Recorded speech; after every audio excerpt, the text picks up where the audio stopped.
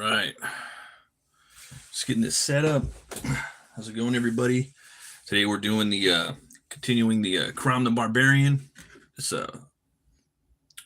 pinup that I'm doing right now. It's taken from a story that I'm working on. I actually wrote, and I'm gonna be making a few chapters a year, and it's gonna be part of the CROM Anthology. Number 2 should be the first one that I'm appearing in. And the new CROM, the anthology, just came out basically yesterday. It hit the internet, so it's basically like an anthology similar to this book, like this, and it's got bunch of indie people. You know, it has their stories in there, so it's pretty awesome. Yeah, you guys look at that. I got like super zoomed in right here. Pretty wild. Let's see if I can fix that a little bit. Might be a little too much zoomed in. There we go. So, yeah, this is it right here. CROM the Barbarian. This is called CROM Collected. You could also pick this up. It actually has the first ever CROM the Barbarian comic books written by Gardner Fox. And CROM the Barbarian was the first ever Barbarian in comic books. It was published in the 1950s, and the first books are right here. So if you guys were ever to go and check it out, so this is run by Kurt Bruegel, and he's got his take on it in the front too. You can check out his story, the youthful CROM, kind of tying it all together. It's pretty brilliant the way he did it. We got some pastiche in the back. The story right here, it's a really good story. The CROM and the Warlock of Sharador, badass. So it's a CROM unity, guys. You guys could go and check it out. Go to cromthebarbarian.com, and you can pick up the anthology. He's going to be running I think a campaign on the website for about a month. But I already ordered the book. I should be getting, and that's the cool thing about it, guys, is that you order it and he ships it off. It's already done. It's not like something you have to crowdfund like a Kickstarter. So that's the beauty of it. And this is old school, like sword and sorcery, baby, black and white.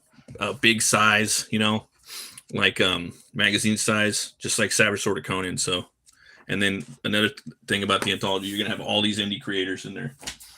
So, yeah. So I'm working on my CROM piece right here for the story that I did, and we did the thumbnails last week. This is the one that I came on. It's got basically CROM in his bedroom, you know, and he's got a bunch of these bad guys coming in, invading, and he has to take them on. So this is what we're working on. How's it going, Kizzy Smith? Thanks for stopping by. So we're gonna have a little bit of coffee tonight, and we'll probably have a little rum, maybe. Happy Tuesday. Yeah, how's it going? Daniel Bears Sports Highlights. Thanks for stopping by. If you guys are into this type of stuff, I'm doing live draw streams now. I should be doing it all next year as well. We started this off a few months back. It's been pretty cool. I'm also doing reviews on comics and tips on how to make comics as well from my, like, you know, gray screen indie perspective. We're gonna have a lot of comic reviews coming down the next couple days. There's a bunch of books coming out tomorrow. Tomorrow's probably the biggest haul of the year that I've seen. There's like Cul-de-sac. I haven't done Cul-de-sac. I want to get that though. The art on that is just fantastic. The new Infernal Hulk comes out. I want to check that out. The new Conan miniseries is coming out. Probably, I don't. What else is coming out? There's another one, another big book. Slips my mind right now. I can't really think. But yeah, there's a ton of books coming out tomorrow. We're going to be doing some reviews. Those are always fun. I got a bunch of indie reviews I got to jump on this year too. That's in the cards. And yeah, we're just kind of having a little. I guess it would be a Thanksgiving Eve stream. Thanksgiving Eve stream. So we might do a little crack and rum later, or maybe some pancha. I got some pancha. Pancha is like this Mexican wine that has actual pecans in it. So you can kind of nibble on the pecans when you're drinking the wine at the bottom. It's pretty good. So we got this guy right here. He's jumping on the shield. We got the background right there, and probably going to work on the background a little bit right now, just because I kind of got the setup of where I want all these bad dudes coming. So I'm going to bust out a little bit of a ruler. Nothing too crazy though. Kind of know what I want. There's that. And then one day this will be a painting, hopefully.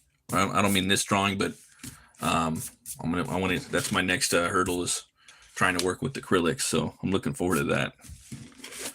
Definitely looking forward to that. So yeah, I wanted this to be like in a couple different, kind of different like levels inside the room. I think that would be kind of fun. And these rulers are always cool. You can get the lines right there, line it up perfectly, with the side like that. Just get it lined up nice and flush. These are the ones I use.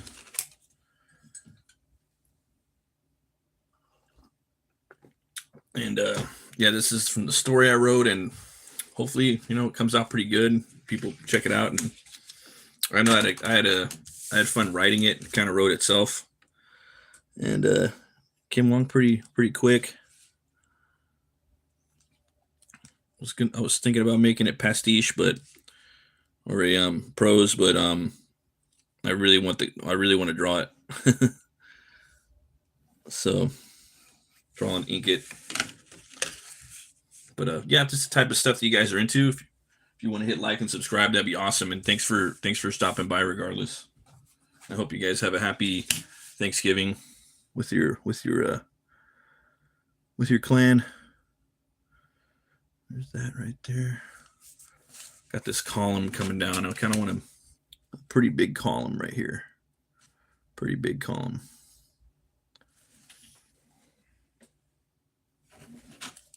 We'll just put it right here for now. I might move it. I might make it shorter or longer. We'll see. But yeah, we're gonna do a column right here, like that. So there's that, and then probably start adding some stairs in there. Nothing too crazy, but yeah, we'll get some stairs up in here. Let's line it up. Something like that. Just to kind of create scale and a little bit of depth, a little bit of longitude and latitude for fun. Let's see, there's that. Wanted to go see Sisu this week. Didn't get a chance. That movie looks great. I'm hearing good things about it. Yeah. Can't wait for Thanksgiving. I'm really looking forward to that. Gonna have a lot of good food this year. Looks like we're gonna have a little bit of everything. Yeah.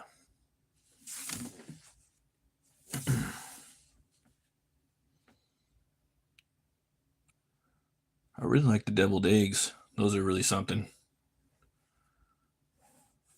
All right, so we got that. This is coming down. Yeah. The cool thing about CROM is he's a public domain character, so you can really, he only made 3 comics of him, so you could really do a lot with the character. There's a lot of room for interpretation. It's more you could do with it rather than, like, let's say Conan or something. Yeah. Conan, you got to tread featherly, as I say. Not with CROM so much. Yeah. What's a CROM? And CROM wasn't owned by Gardner Fox, because I believe it was Fritz Lieber, if I'm not mistaken. He owned the rights to it, and Fox asked him if he could do a comic of Conan, and he told him no. So he went off and said, "You know what? I'm gonna make my own CROM the Barbarian comic, and I'll name him after Conan's god." So it was kind of like a troll, like own. Pretty funny. So that's what we have that.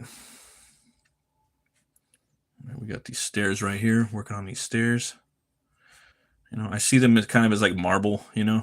This would be like a nice marble,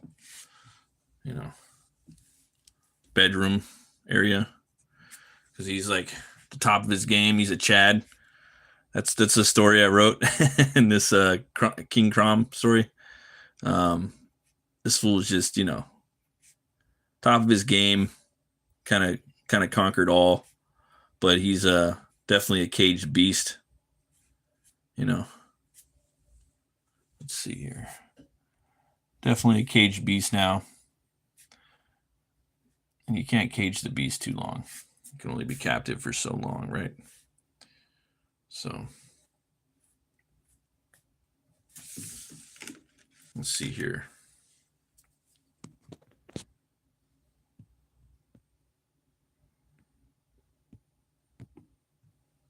Yeah. Thanks for hitting likes, guys. I appreciate it. And again, we should be having some gonna be doing some other like live shows as well this year. That's on the cards as well. Looking forward to that. Let's see. Probably do a little more stairs.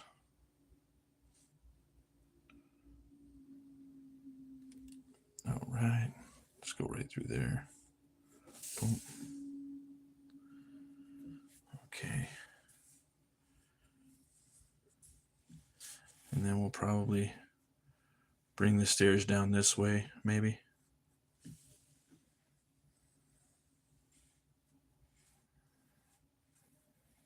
Give it a little curve like that. That could be fun. There we go.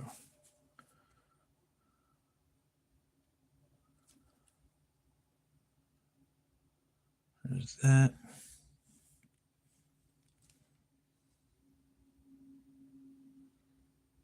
Probably make them start to make them a little fatter, a little thicker as it comes closer to the view.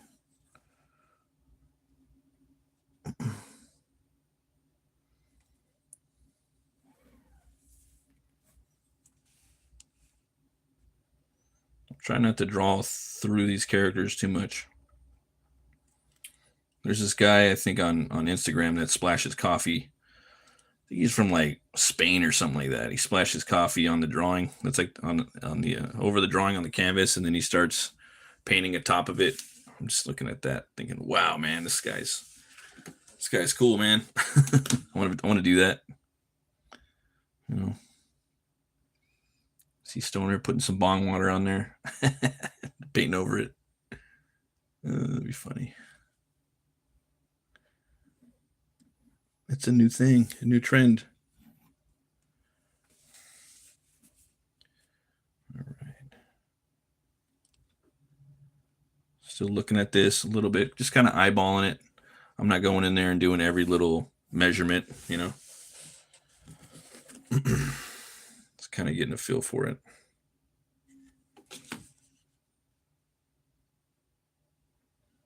Let's see. There we go. So we're right about there.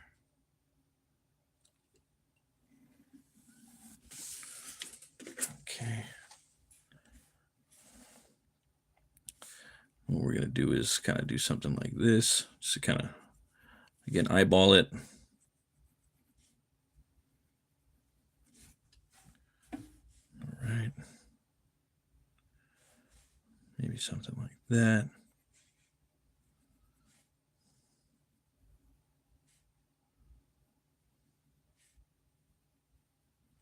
Wait, maybe right about there somewhere. And then there's that one. All right.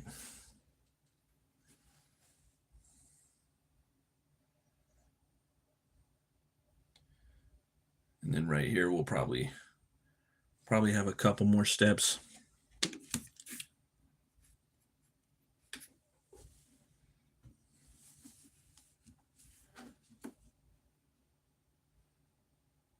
Yeah.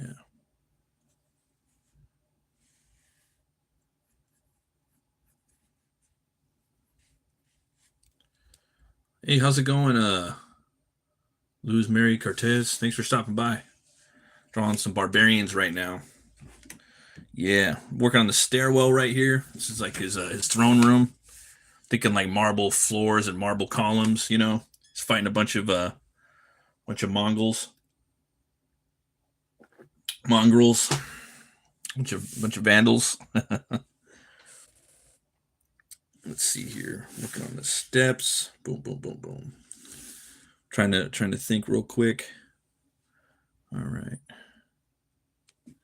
I'm watching the Stranger Things right now. I'm getting ready. Oh, thanks. I appreciate it. Yeah. Thanks for stopping by. Getting ready for Stranger Things, a new season to drop. I think it's going to drop tonight or tomorrow or something like that. Oh, thank you. And yeah, just trying to get all caught up on that. Seasons are pretty long.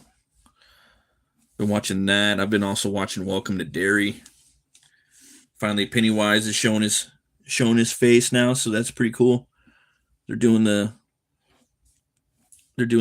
slow build on that, which is, I mean, ultimately always good. But I'm just thinking, wow, it's been like 5 hours and we haven't seen Pennywise yet. This is like the first movie, TV special, and then the both the remakes combined, like lengthwise, and we haven't even seen Pennywise yet.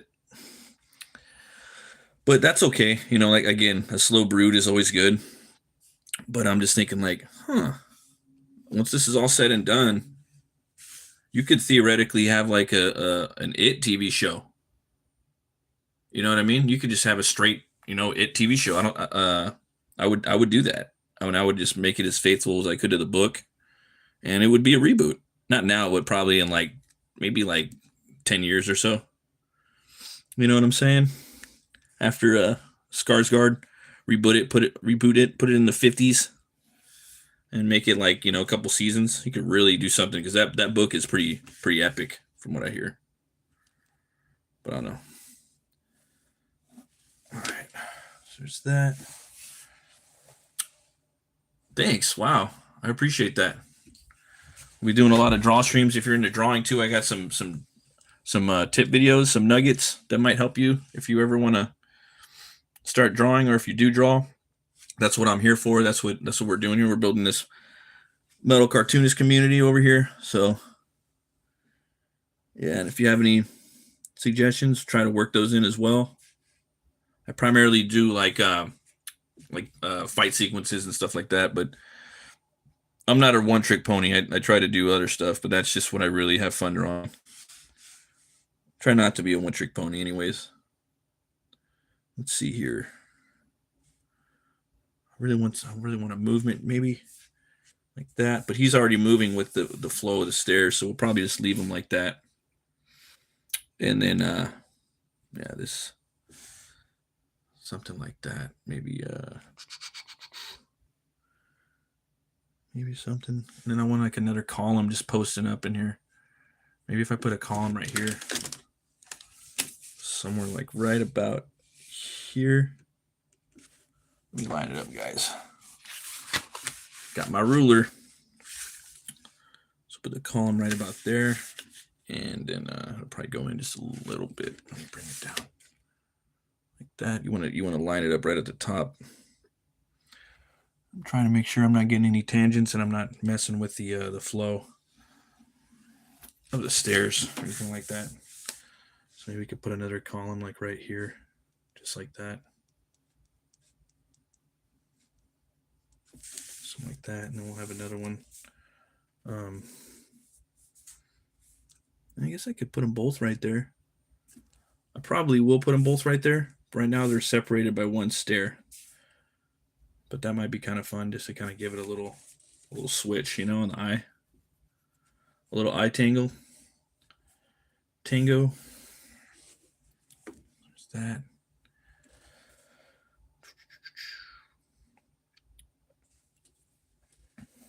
And then we can even like do this, make like a so the stairwell is kind of more pronounced and popping out a little bit. Kind of coming down like that. Something like that maybe. Kind of a little more like that even. Oh, it's a little more curvy, a little more elegant. Something like that. And I can erase this line right here.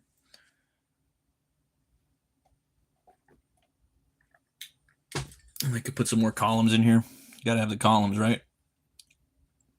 I'll put a column right here and maybe a column right there.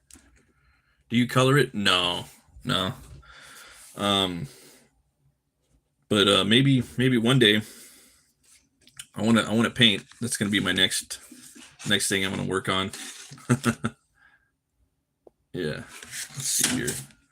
Try this out real quick.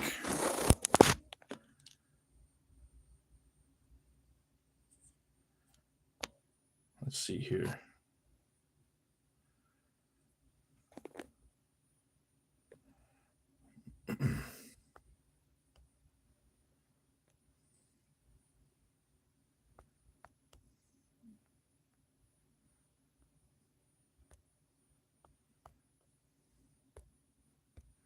I put a little question in there, guys.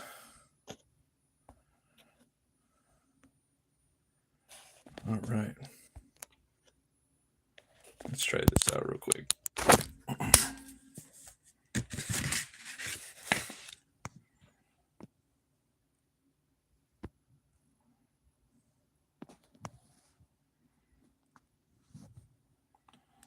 Got a favorite. Let's see here. Hey, how's it going, Paul Brewer? Thanks for stopping by. Color. Oh, that's cool. My friend drew me a really cool Dragon Ball Z character named Goku. I laminated it and hung it up on the wall. Oh, that's cool. Yeah, my buddy's really into Dragon Ball Z. I used to. Let's see. I'm trying to move this around a little bit, but yeah, it's kind of giving me a little trouble. We'll move it here. We'll move it out in a second. It's a little Thanksgiving question. I think you guys could see maybe okay for now. Again, I'm just going to move it here in a second. How long do you stream? I usually go a couple hours.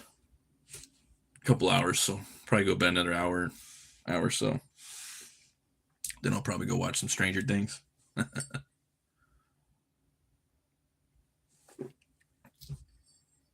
right. I'll try to get this right here. I know with painting, you'd want to draw this whole background first, you know. That way you can have it ready to go and you can paint it. Let's try that out. Just do this. We can always make these thicker. All right. Let's see. There we go.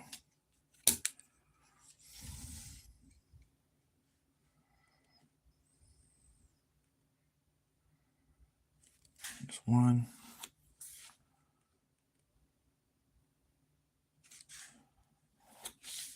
Okay. A couple of columns right there. Got the doorway.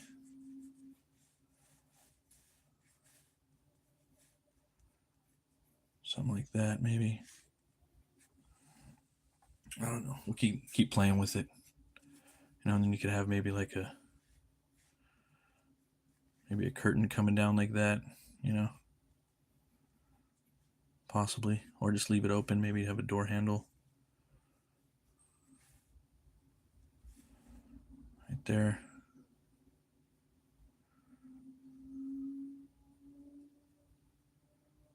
Something like that.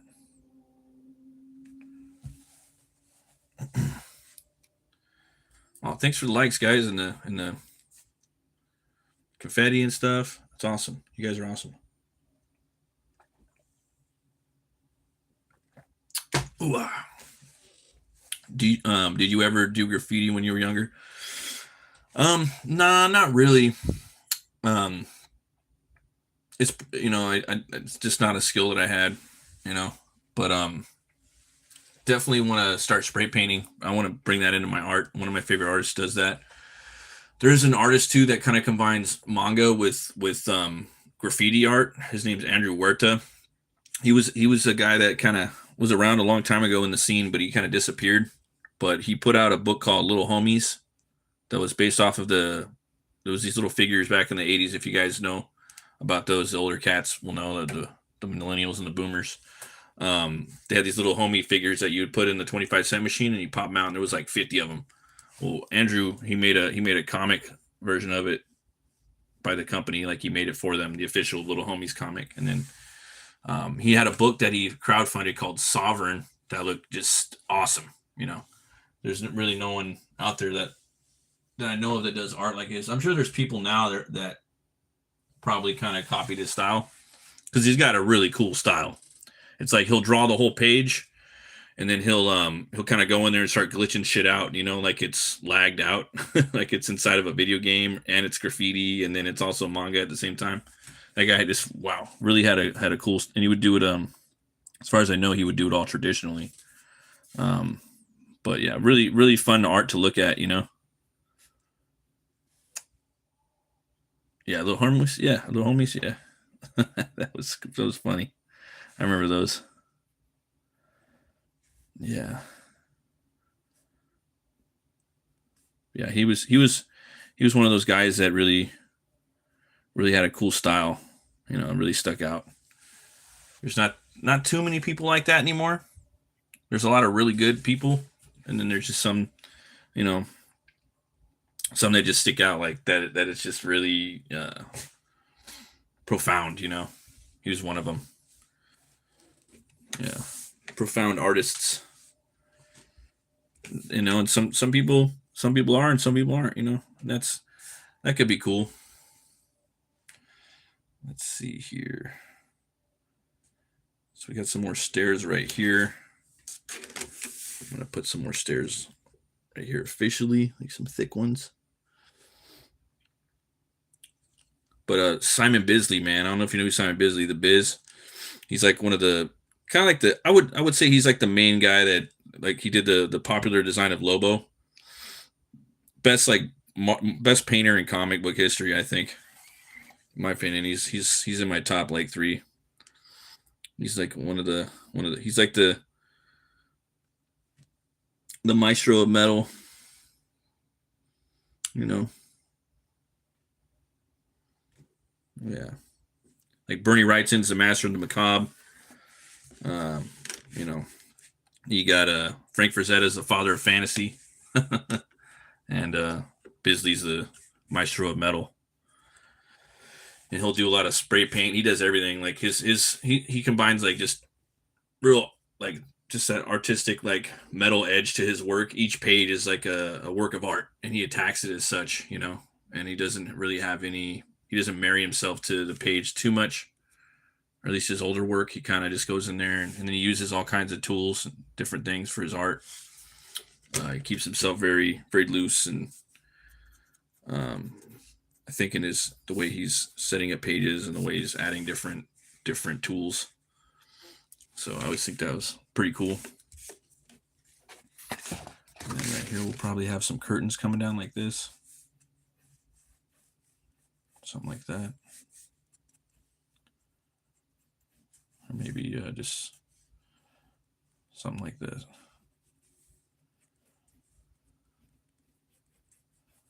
Just kind of put it up there for now. Kind of playing with it. Hey, what's up, Drawn Sword? How you doing, man? Yeah, and Drouillet, the master of science fiction fantasy. Yeah, totally, right? He totally is. I mean, they took all of his stuff for Star Wars, right? Let's see here. Paul Brewer, check out Ryan McGinnis. How much security guard at a warehouse? Which can I disclose? I'm actually here right now, and one of his paintings is hanging up here for storage. I think you would like it. Oh shit, that's pretty cool, man. Wow, I'll have to check him out. Ryan McGinnis. Let me write that down. The name sounds familiar. Sounds Irish, maybe. Yeah, I'm working on a CROM piece right now, man. Yeah, do my little CROM thing. I wrote a little CROM yarn for the next anthology, so looking forward to that. Let's see here. All right, so I might go in here and start erasing a little bit of stuff, just to kind of block some of it in. Probably gonna get rid of. Let me clean my eraser.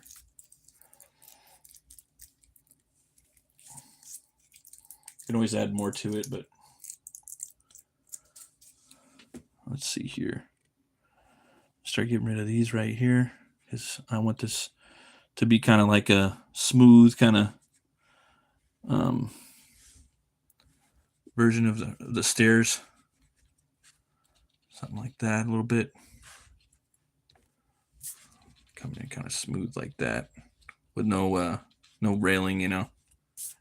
This is like sword and sorcery. You want it nice and kind of dangerous in all regards, I guess. There's that. There we go. We got our stairwell right there. Just carved out of marble. That's the way I see it. Let's see. I do graffiti that letters, but I always admire people who can draw like you. I believe that's a born talent. Sometimes I think people can, if you really want to learn how to draw, like I believe with Jack Kirby, the king of the comics, says if you really want to do it, you know, you could do it. You just got to kind of probably put in a little more time than the people that are natural at it, the natural talented people, I guess. But then that's still open to debate because I think, you know, some people I think can just kind of pick it up a little quicker. But yeah, I think anybody could draw really good if they really put their mind to it. Personally, that's my feeling on that matter. You just gotta practice every day, I think. Get rid of that. It's like a muscle, you know. You gotta go every day. Every day. It's like a sport. It's like that with everything. Like if you play guitar, you want to play every day, you know. If you stop playing guitar, you get kind of rusty. Same thing with art. Like for me, that's why I kind of like to pencil and ink a lot, so I could keep staying up on it. And writing, I like to write too. I don't do it too much, but I you know, I write down little stuff. But whenever I get a chance to really try to write like a story, I take it seriously and I have fun with it. But I think it's important to do that, you know, to really practice every day, even if it's a little bit. Try to make time to carve out some time to work on it, you know. I think it's almost rum 30. I think it's almost rum 30. Yeah. And again, guys, this is the CROM the Barbarian right here. I actually kind of look like that now. I'm gonna have to model for my story. But I'm like probably maybe 100 more pounds than CROM. I'm a little out of shape. You know, there's another CROM right there. It's the beauty of it, man. And we got Drawn Sword Graphics CROM in here too in the chat. If you're still here, brother, I'm gonna do a little shout out to your CROM. His book is his story is actually in the anthology coming up, and I cannot wait for it. It's in the mail. My shit is coming. It already got mailed off today, so this is his immaculate work right here. Drawn Sword Graphics. Yep, you can check out that's his QR code. It's in there. But I recommend if, you know, you guys want to join the community, you got some ideas, go to cromthebarbarian.com. This is the CROM collected though. This is it's kind of like the zero issue, you know. It kind of puts you up on game about CROM. It puts, you know, you learn all you need to, and it is fun, man. Fun stories. It's got all the old printed stories in here, so you can learn it. You know, and CROM's definitely got his own look. He doesn't really act like Conan. You know, he's very similar, but he's a little different. He's got a sister named Lala. He's got the three stories in there. He does fight a giant spider, a giant, and a giant snake. It's pretty badass. And he's kind of like these monkey men, so it's kind of like Planet of the Apes. I love that. So awesome. Yeah. But I have the link in the description, guys. If you want to go over to cromthebarbarian.com, it'll take you right to the anthology page, and you guys can check it out. And if you sign up for the newsletter next year, you'll get a discount on the anthology number 2. Yep. Yeah. for all you artists and writers out there, you can check it out. You might want to join the community, maybe create your own thing. I know, right? Yeah, I'm so looking forward to that.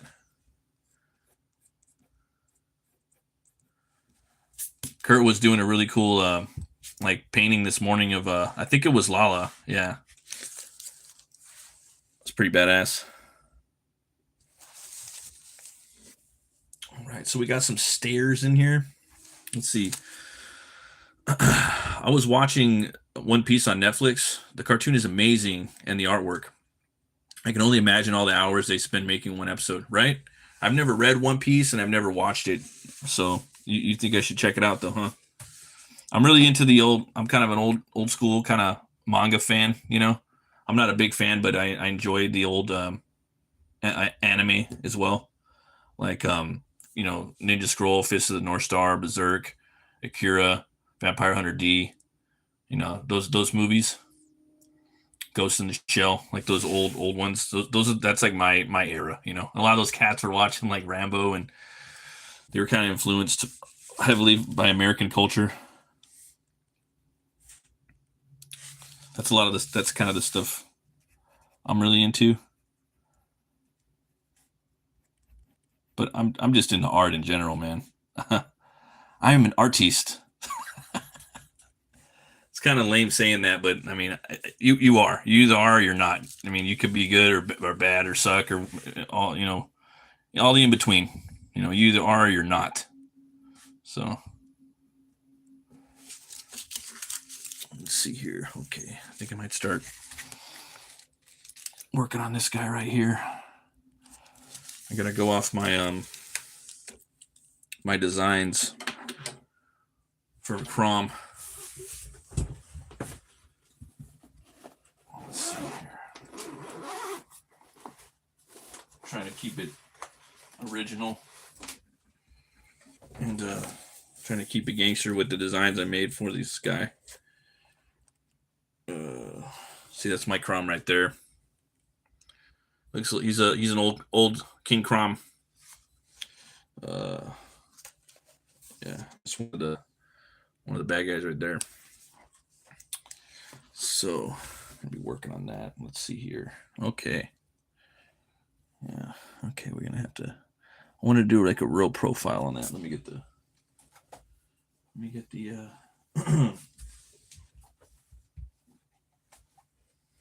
get the guard.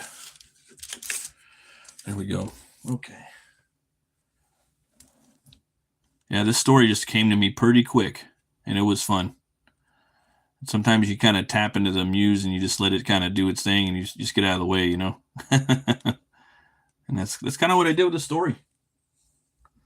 Yeah, a lot of fun. It's going to be told over the next few years. I kind of want to do about 8 pages an anthology if I'm lucky. Keep it going. Okay. Let's see here. Drawn Sword Graphics. Have you got any of the Brutal Blade of CROM magazines? I see they're doing a Blood Maidens mag now too. Barbarian Women. Oh, that's cool. No, I haven't gotten any of those yet. I'm gonna have to pick those up as well.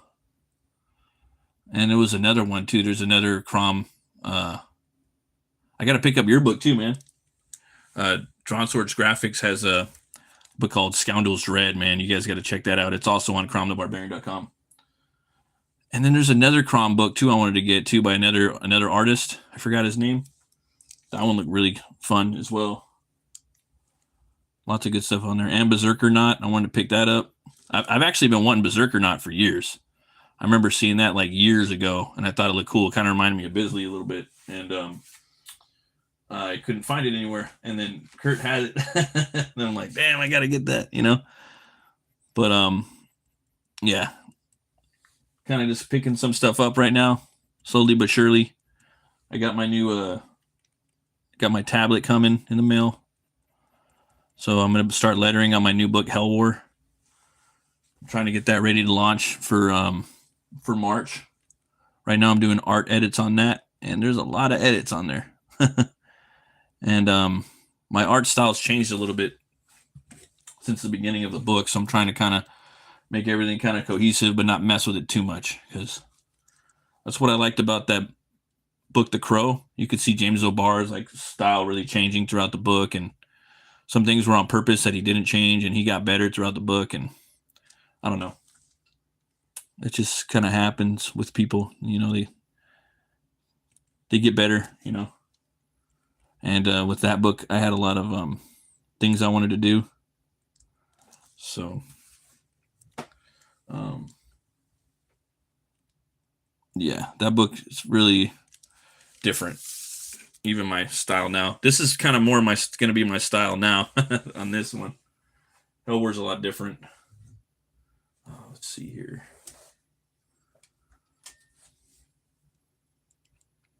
I gave those guys really crazy anatomy, like buff. They look like He-Man characters. A lot of influence on that. It's like a Saturday morning Bisley cartoon. Throw the Incredible Hulk in there, a little bit of Thor, a little bit of Kirby, and you got Hellwar. A little bit of the 90s. But it's, you know, it's rated R. You know, it's for us fucking older 40-year-olds, you know. For everybody. I mean, well, not for everybody, but it's definitely, you know, 18 and older. Can't wait to get that one done, though. Let's see. All right. I don't want to mess this up too much. Whoa! Drop my pencil.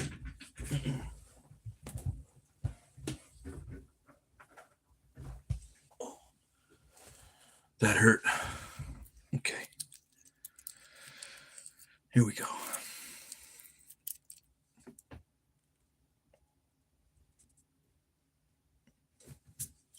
The face was okay, but there's a certain like face I got in my head that I want for this to kind of certain way. This is ravenous, like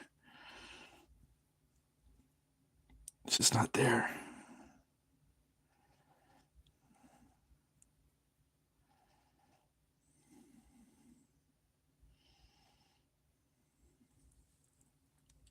I remember I was at work too, just walking through the hall, and then this face popped up. Just one of the bad guys from the story. This kind of race of people, you know, and it just popped up in my head. I was like, oh shit, that's it. That's it. And then I was trying to kind of like cement it in my head so I could kind of draw it and remember it, not forget it, and it stuck there pretty good. Yeah. Let's see here. Yeah, I'm looking forward to the CROM story, man. Hopefully, yeah, my idea is to do it over like maybe 3 books at least. Could maybe more. So, but I'm gonna try. I'm gonna do like I'm gonna do probably like 8 pages, 6 to 8 pages, but maybe even more a year, maybe even 10. I don't know. I have to just see how it goes, you know. But I figured, shoot for a page a month. You're gravy, bro. You do a page a month at CROM, you got shit to worry about, right? Think about. I was just doing the math, like, oh, that's a page a month, you know, a year. That's 12 pages, but I probably won't be able to do it because there'll be other, you know, like just bullshit happens. You know what I mean? So I'm thinking like, oh, for sure, bro. I can easily do like 6 to 8 pages in a year if I'm only doing one a month. Because, you know, you have your real job, commissions, other stories you're working on, stuff like that. So some time for some room for error, kind of a contingency setup. Okay.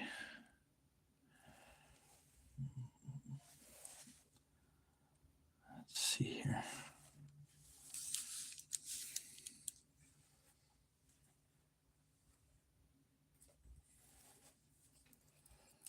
All right. I don't think I'm feeling this face right now. I'll give it one more try. Skeletor. Hey, thanks for stopping. You like Skeletor? Do you use your own font for lettering digitally? My own font for the letters, I'm probably just going to use PlanBot. It would be cool to use my own font, but yeah, I'm just going to probably use what they have. most likely. But sound effects, I do my own sound effects, so those will be in there. Yeah.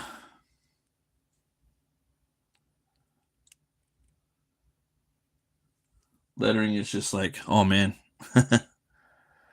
That's or at least for my Hell War book, that's how I'm gonna do it. Yeah.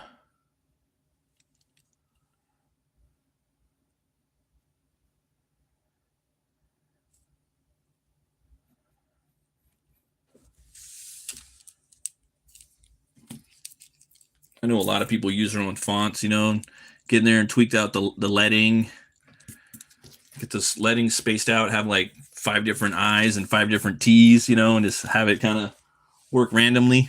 That would be cool. But yeah, I'll probably, you know, like for me personally, like I don't really like when I'm reading comics, I don't really focus too much on like the letters too much. Like it's not really a big thing for me. Like even if I see the same font, like if there's like a million books with the same font as me and the same T's, it's not gonna really bother me too. It's not gonna bother me, you know. But I know a lot of people kind of, it's like a big no for them. But yeah, I mean, like I'm gonna be burning through the book, man. I'm just gonna be looking at the art and the story. Now the lettering is art. I do consider that is art, but for me personally, it doesn't really bother me too much, you know, to be honest. At least right now it doesn't. Yeah.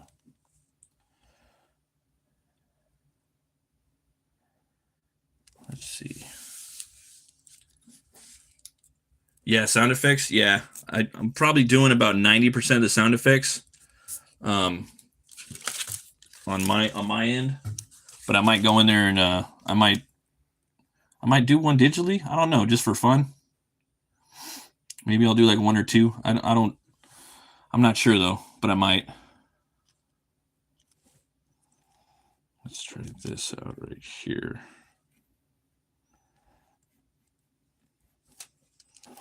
I think this is where I want to go, like that.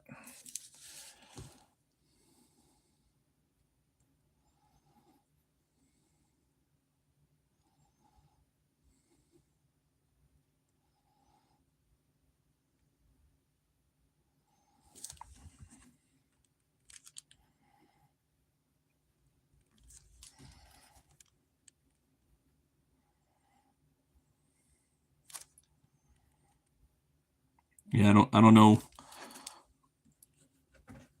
I don't know what's going on with the CROM ones. I don't know if they want a same font or what the lettering is on that. It's not a, but yeah, that's not a big issue for me. Yeah, whatever's gravy, I'm down. But I love doing my own sound effects, man. That's fun. Let's see here. Gotta get that big mouth open. There we go. Get those cracked out eyes.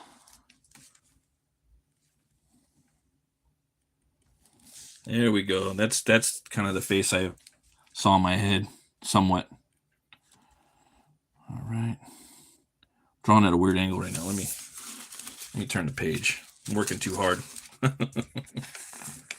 we go. There we go. Okay. Much easier. Oh, thanks for the smiles and stuff. I appreciate it, guys. Yeah.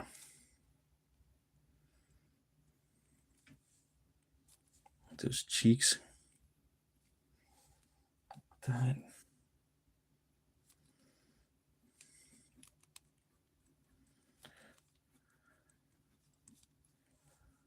Right. Yeah, but then I got my own fantasy comic I'm working on as well. My own world, just like Drawn Sword. You know how you got your stuff.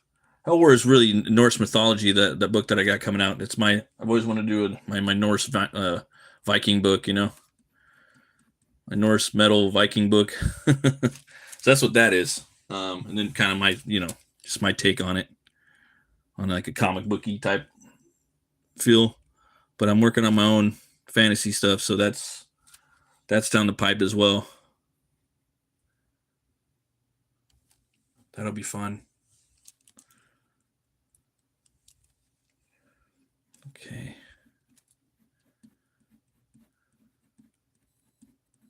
Got that big hair like that. There we go.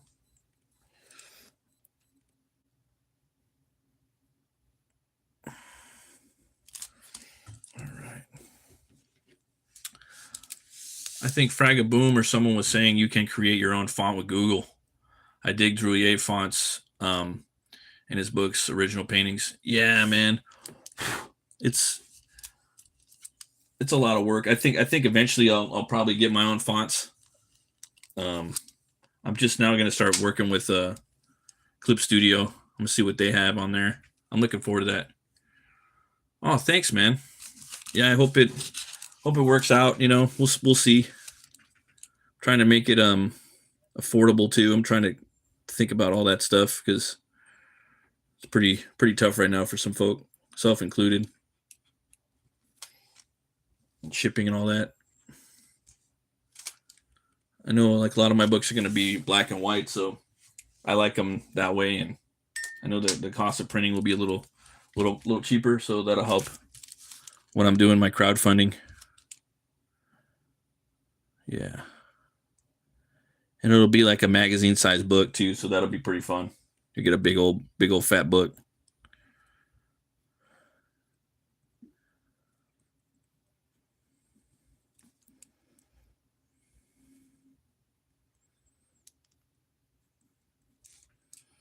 Big old fat magazine.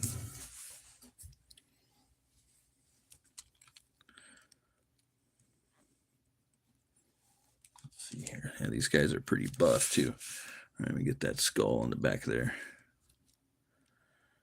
There we go. All right, there we go. Now we're getting somewhere. Sorry, guys, I'm slow.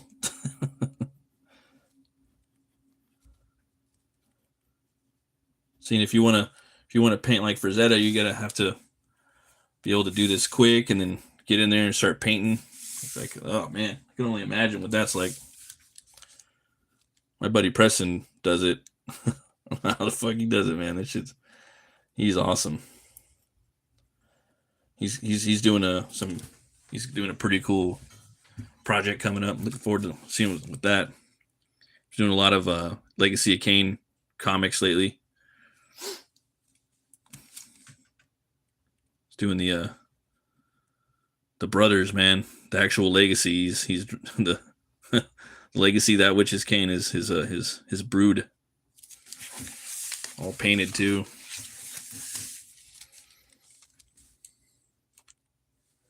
Let's see here.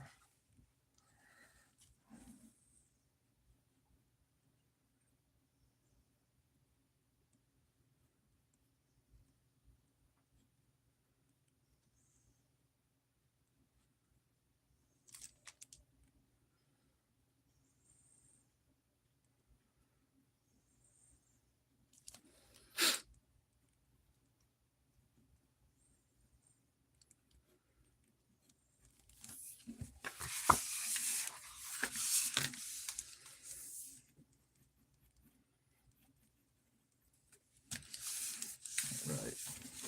So this guy looks kind of scary. Kind of a scary cat right here.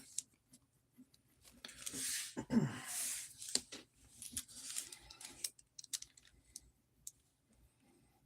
right, we'll get his hand right here. His muscles. These guys got some pretty big necks right here. Pretty swole. Oh, yeah. I don't want to catch this guy in a back alley, that's for sure.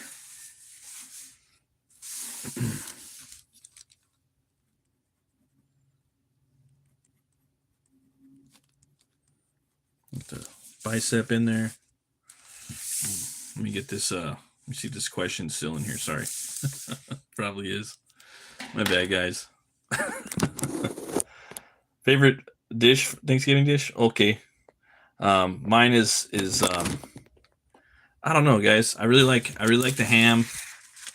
Um, and I really like deviled eggs and green bean casserole and turkey. I'm such a pig. Um, such a yeah. I'm on. I forgot the name of it.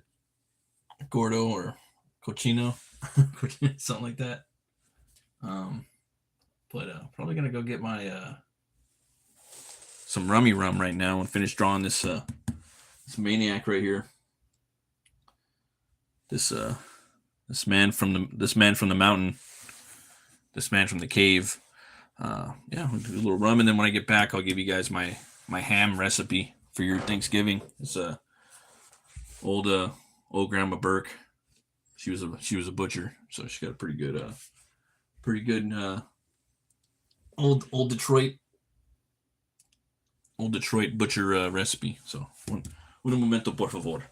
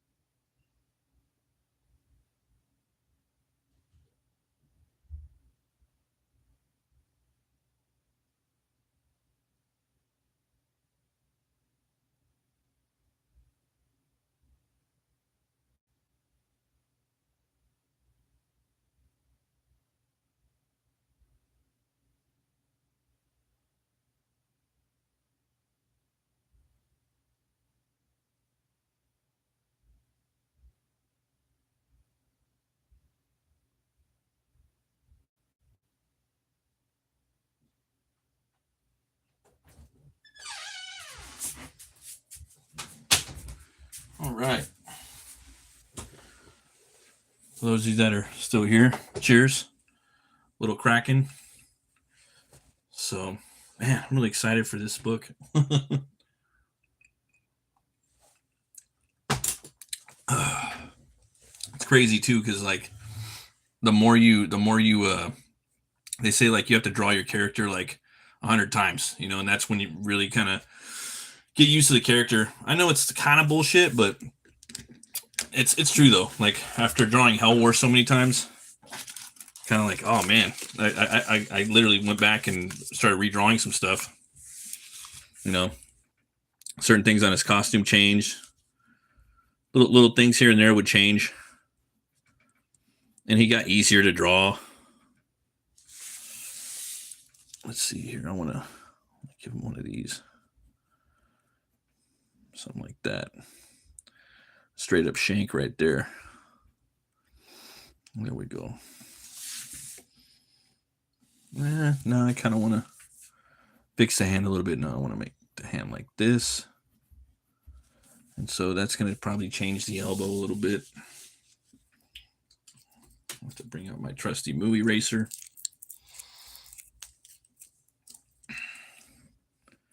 Talk about sketchbooks on here. I actually do have a lot of drawing pads that I never used. Like my wife bought me a ton of them and I never even used them. But I want to start filling them up, man. But I always feel like I want to draw something kind of worthy, like really cool. But it's like, nah, just fucking sketch something in there real quick, But part of me is like, nah, I want it to be really cool. So I'm always like, I don't want to draw something unless I'm giving it my all in there. But I don't know. Let's see here. Drawn Sword Graphics. Liam Sharp is slaying with Conan and Spawn. Just read the latest. Yeah, that Spawn is badass, dude. That's my probably my favorite comic of the year so far. the Spawn one, just because I mean, the Conan one's good too, right? But at least the story, like for the Spawn one, I was surprised. I like how there's like these pretty cool like barbarian type characters in the medieval times. So you got like that general king, that's teaming up with the Spawn. Like I thought the guy was the Spawn. I thought the general, like the Britannian general, was going to be the medieval Spawn, but it's not. It's like that pagan Spawn guy, and he's like 7 feet tall and shit. So I think that's even cooler, and just the story just set up just sounds freaking awesome, like, is he gonna I think he's gonna double cross the Spawn. I think something's gonna happen, and they're gonna have to end up probably going to war or something like that. But I don't know. His stories do kind of have layers too, man. Like, he you have to go back and read his stuff. He leaves little breadcrumbs in there and little Easter eggs and little isms about mythology and whatnot. I know he did that with the Conan book. Also a little bit with that book he did about the Celtic pantheon with Batman and Wonder Woman. That book was awesome.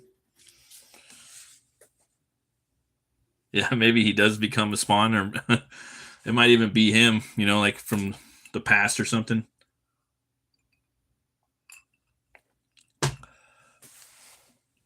Maybe another dimension or something like that.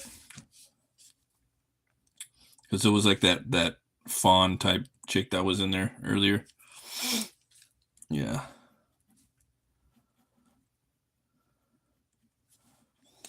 Let's see, to fix this hand real quick.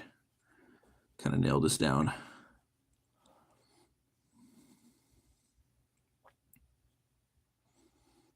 Let's see, boom. That should be good for now, anyways. All right, we got that. Boom, boom, boom. It's coming over the shield like that. Got some knuckles right there.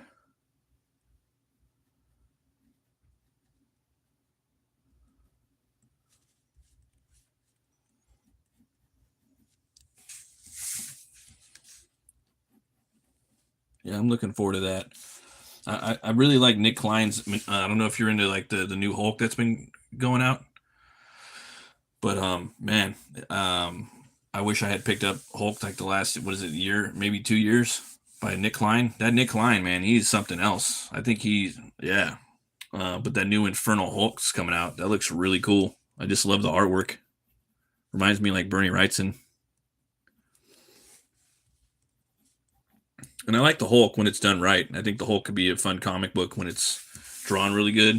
And yeah, and the story's badass and it's drawn really good. I like the Immortal Hulk because I remember when it first came out a few years back. Well, it was a while now, maybe like 10 years, but I think it was Joe Bennett drawing it. It was really good. And he was a horror character, he would come out at night and go after the bad guys and stuff. So the new Infernal Hulk, the last Hulk stories, he's been in hell the whole time fighting demons and shit. He's got like long hair. Looks like badass, man. I tried to find the art of that Hulk last time you mentioned it. Oh yeah. I'm gonna pick it up tomorrow, man. It's a brand new series. 1, 2, 3, 4. I'm counting toes over here. Sorry. It's a brand new series though. The new one. It looks like he's crossed like, I don't know, man. Like, cause I didn't follow the last series, but it looks like two different Hulks are kind of like fighting for control. He's got a big green like gamma scar going down his head. Like half of his side's like long hair, and the other half isn't. He's kind of grayish. So I don't know if it's one of the personalities trying to take over or what. But I definitely wanted to go back, and I was thinking about going back and buying all the floppies that Nick Klein and that writer did. But I was just like, man, this is a lot of money. It's like $300 or something. So I'm like, I'm just gonna wait till the trades come out. But I'll buy the Infernal Hulk as that's coming out, because it just feels like it's one of those like books that you're gonna like. I feel like I'm gonna be guilty if I didn't if I didn't pick it up, you know what I mean? Like I'm gonna look back like, damn, dude, I wish I was picking that up monthly, you know? Because I don't know, I think the art just looks fantastic. I think the guy's from Germany, Nick Klein. He's a German artist.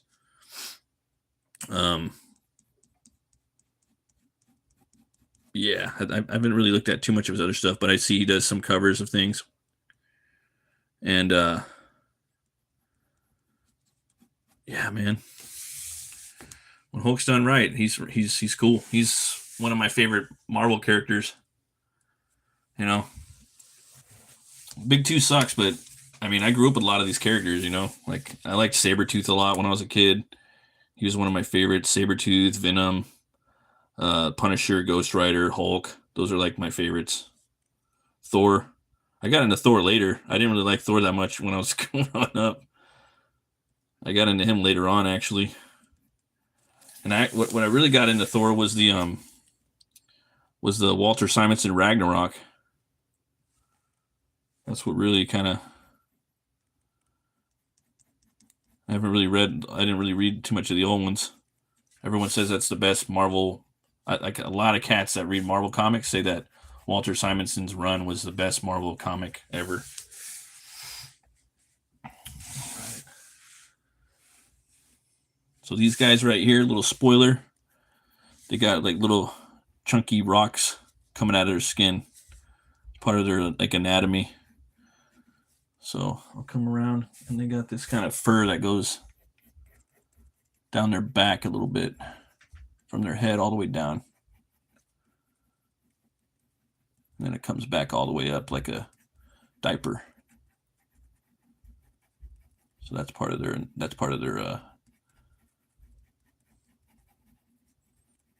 anatomy. Well, I guess part of the way that they're made up. So they don't really wear clothes. They just have hair that kind of grows down their back and up around. Kind of gross. I just thought it was something different, kind of funny and scary at the same time, grotesque.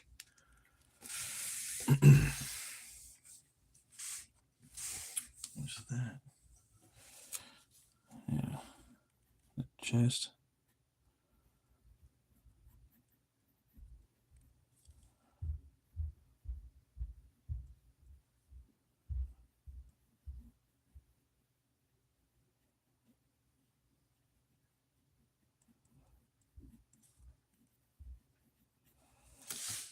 There we go. All right. Got this right here. That right there.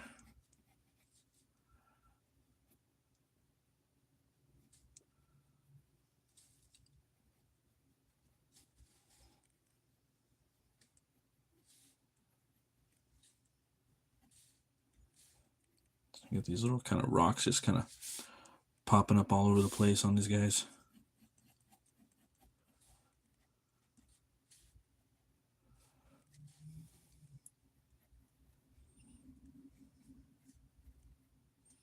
There we go.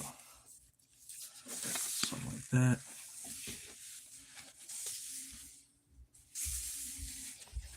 All right. And his foot's got these big chunks kind of coming out like that.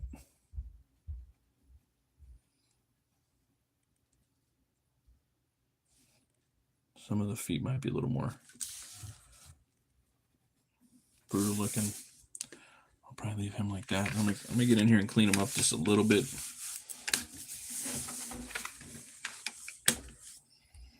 Let's see here. Not too much, but a little.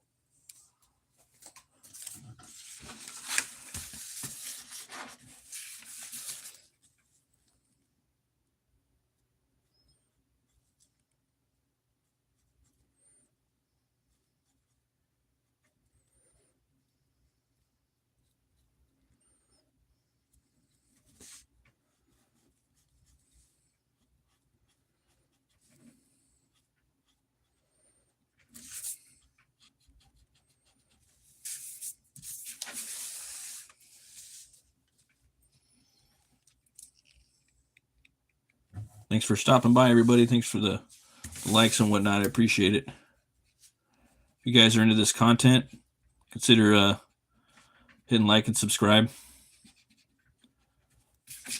Helps build the network. If you guys have any questions about anything or whatnot, let me know. I will be doing I'm gonna be doing some CROM pages too. I'm gonna be for my CROM story for next year. That's the plan. Like I said, I'm gonna probably do 6 to 10 pages a year, hopefully, or 6 to 9. I guess that would be the cool amount if I'm allowed to.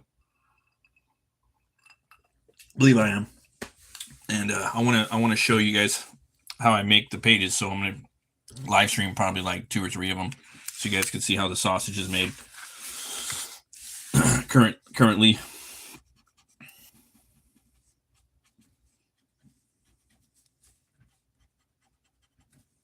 All right.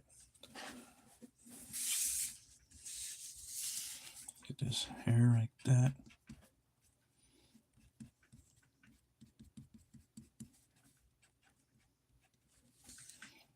There we go.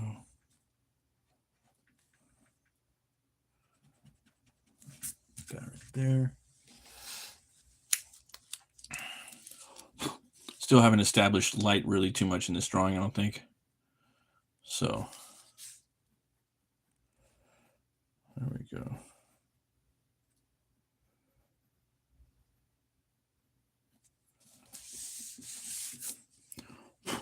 Not too much, maybe a little bit. Sometimes now I don't really put the lighting in until halfway through. So because a lot of the lighting really has to do with like drama and whatnot, And I kind of want to see where the drama's coming from, or what light will look the best with the figures I've made up, So I think next I'm probably gonna work on this guy right here.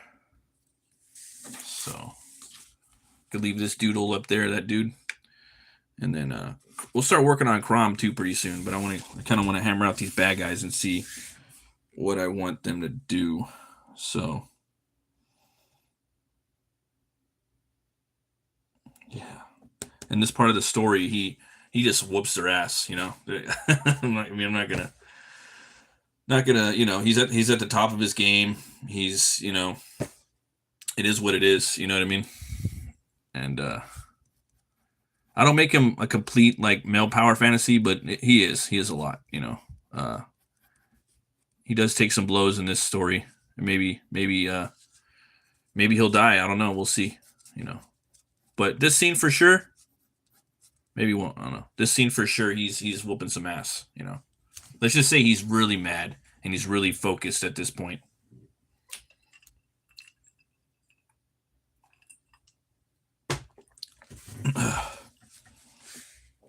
All right, let's see. I had a cool idea for this, but I'm like, I can't do that. It's not accurate with the story. Because I kind of want to use this page in the story if I can. I think it'd be cool. If not, it'll be promo. It'll be promo art. Let's see here. All right, think, Matt, think. All right.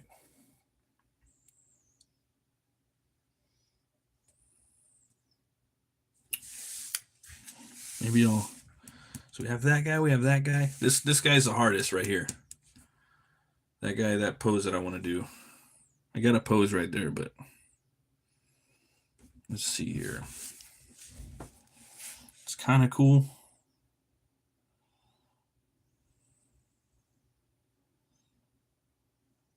Yeah, I don't know. Let's try something else.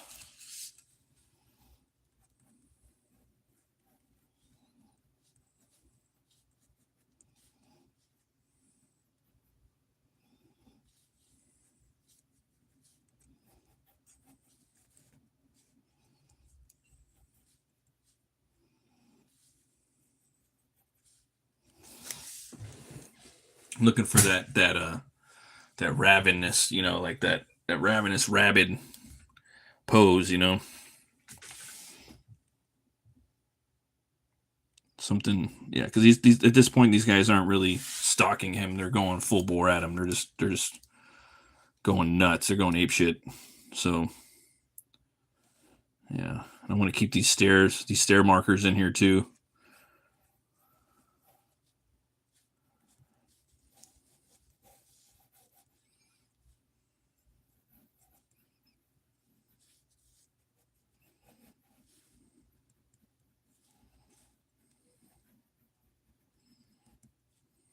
Okay. All right, I think I'm getting somewhere now.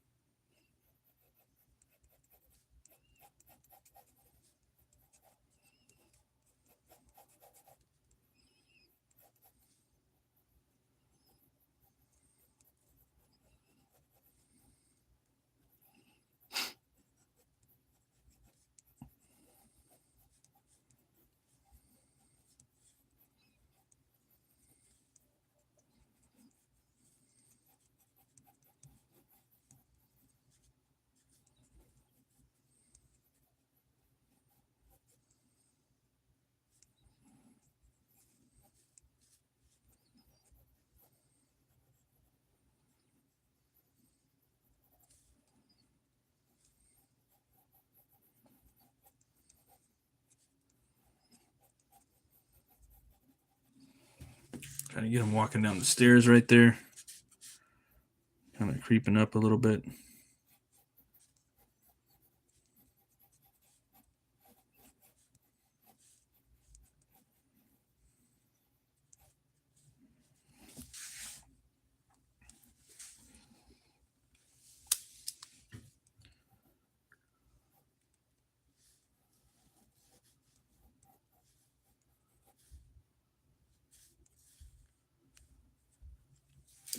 Kind of like that, but I think I'm gonna try something new. Let me switch this thing around real fast.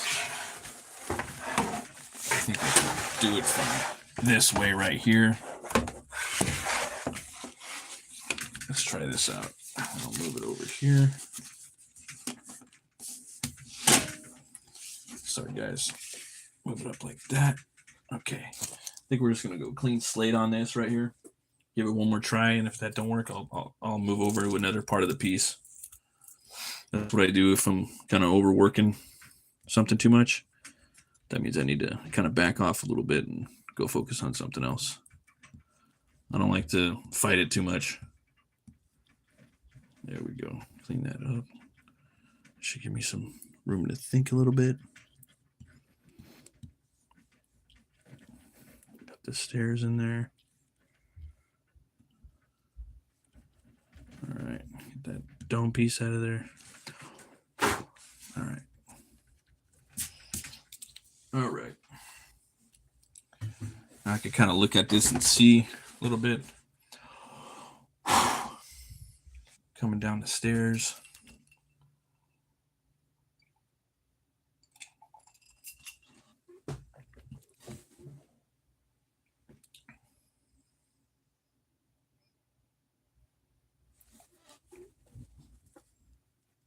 Let me try something. See if I can.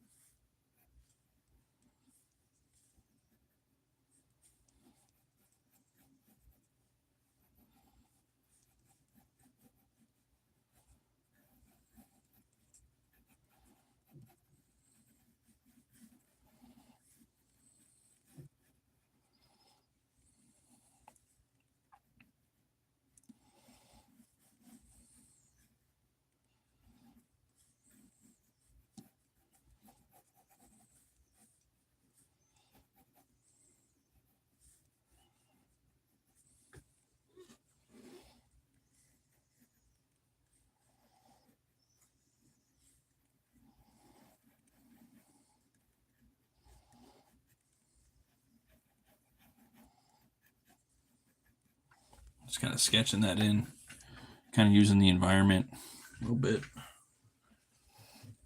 Trying to find a cool pose. Let's see here.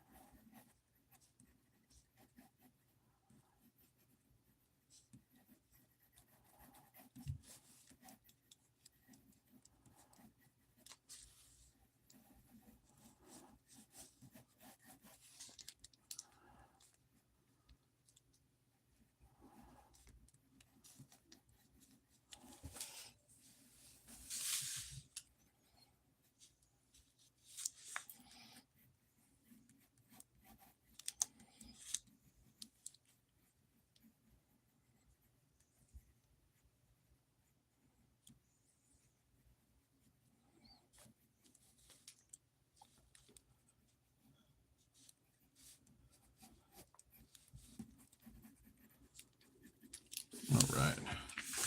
Look at this guy on the side right here. Check this out.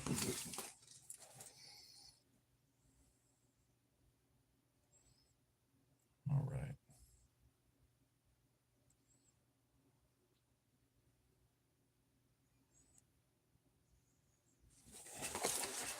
Move that in a little bit.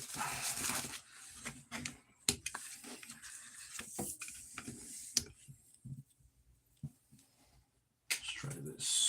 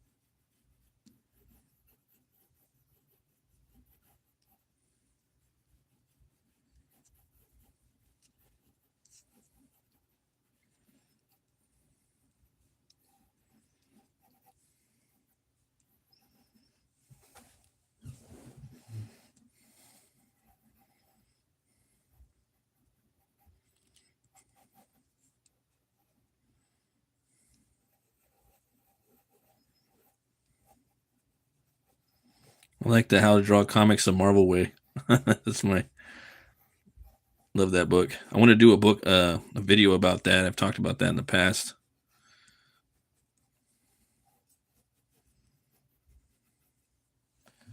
The old Buscema, man.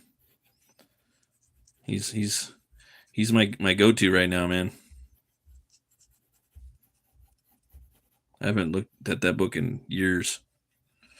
Got to go get it out of the garage. But he's definitely the he's the one right now, man, that I've been going to for stuff, for inspiration, and just the way he would set up his pages, especially for like the type of stuff that I'm doing for fantasy and whatnot. Not so much on Hell War, but like definitely for other things I'm working on now. I think that it's important, man, that stuff that they were really doing in those old days. How to tell like a good story during that time when comics were at their heyday,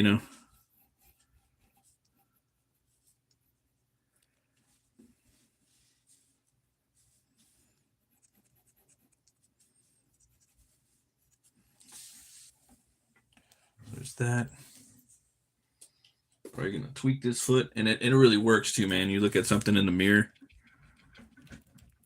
I got a playlist on here. I always put my reviews, my barbarian reviews, if it's Conan or any type of sword and sorcery, like barbarian comic. I have a playlist called Conan and the Barbarians, and I have a Frazetta thing in there. Like it's from another channel. I don't know what channel it's from, but it's just a quote from Frazetta talking about art. Yeah. Hey, Mr. Mower, how you doing? Thanks for stopping by. Appreciate it, man. Drawing some barbarians and some some crazy looking cave dwellers right here. You know, so I could do like a cooler pose with this guy, but I want to for me I want to get him in that space right there. So I want him to be up on the stairs, you know. So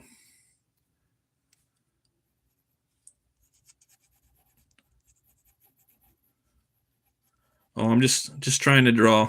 It's all practice here. We're just having fun. Showing you guys how I do like a fun comic book page, or you know.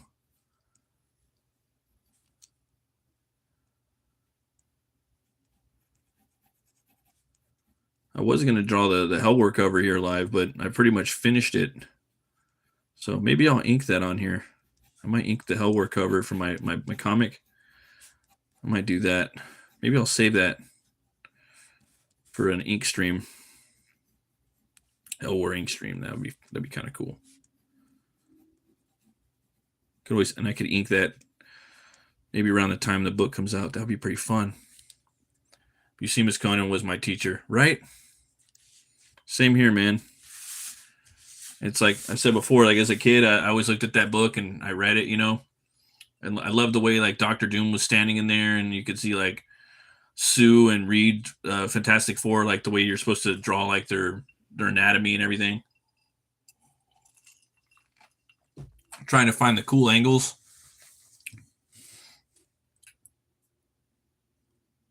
So, am I have mod? You know what? I haven't really given out too many mods lately, man. Basically just people that I know for a while and then you know we kind of gain a mutual respect for. Just to be honest with you, you know. That's all. Like my boy Drawn Sword, you know.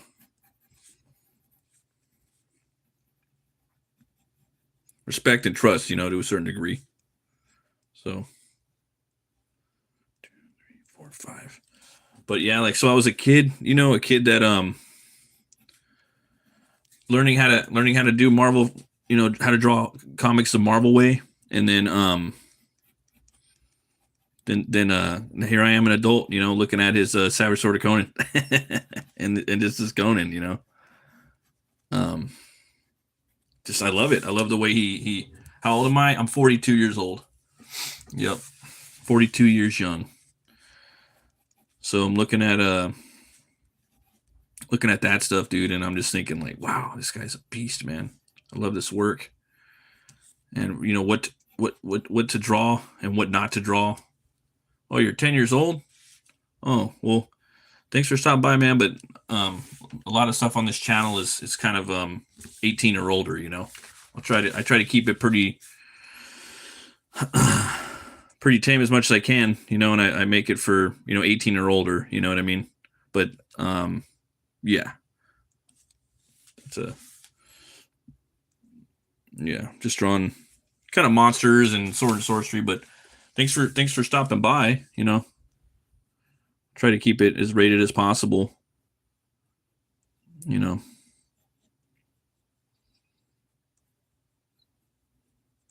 But yeah, you could check out how to draw comics the Marvel way.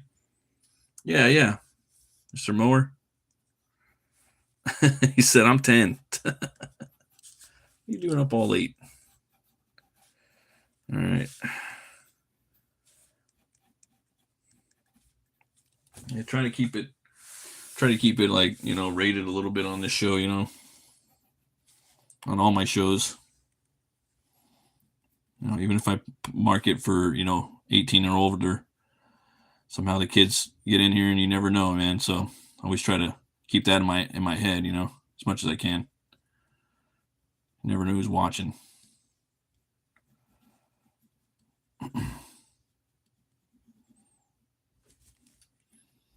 Got some working.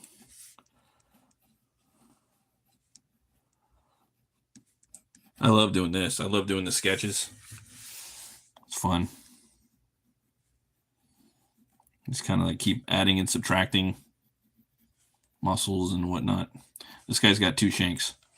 I'm gonna call this guy 2 shanks right here. This is 2 shanks. All right. Got that hand right there. That hand's kind of messed up. They're both kind of messed up, but I'll leave them like that for now. I'll get in there and I'll fix them. But I do like that. And this foot, I'm not really feeling that. I'm not really feeling this to here. This little section. I wanted to fix that. Go ahead and chop that off. No. Get rid of that shit. Okay. Get rid of that shit. And then we'll try something like this. A little side step. And that means I got to redraw the leg, so the kneecap's going to come over here.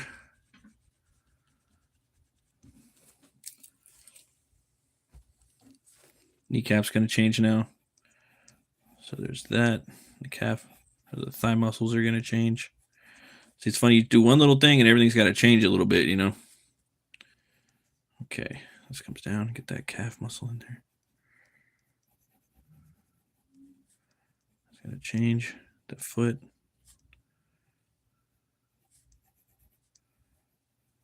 All right. It's still a little better. Check it out in the mirror. Might need to tweak it some more. Yeah, a little bit. Definitely got to tweak that a little bit more. Let's see where that's going.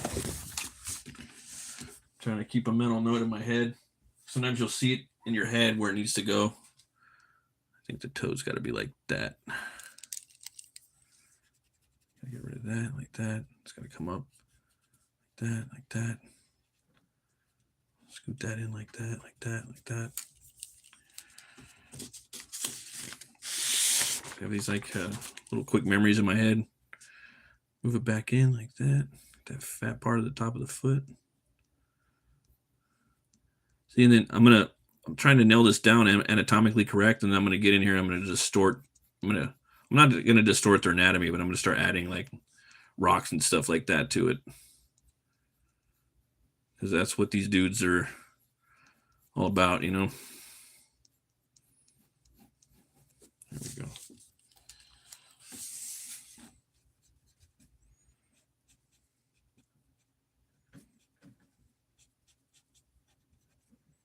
There we go.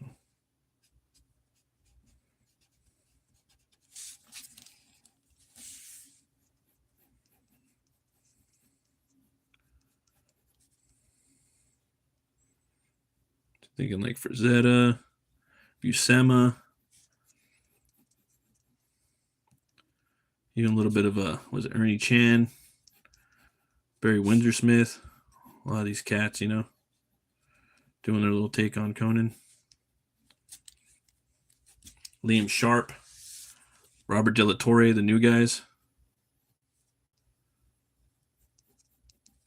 This guy's just killing it.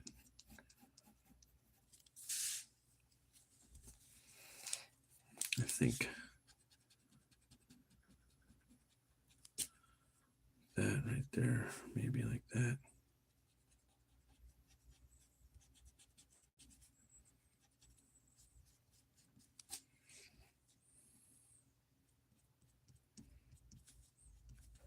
Cutting and cutting and cutting. Cutting with the eraser, you know. You gotta have one of these erasers, man. It's half the battle. I waited till I was 40 to start using them. I'm at 41. Don't wait till you're 41 and start using those. Start using them when you're 10. Like mower here. Let's see. 100%. Okay. All right.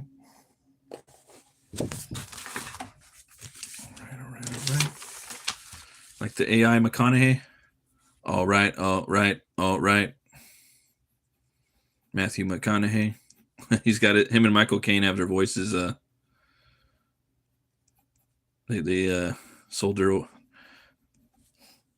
voices or whatever. They made them I don't know if they made a public domain for people to use, but yeah, it's pretty wild.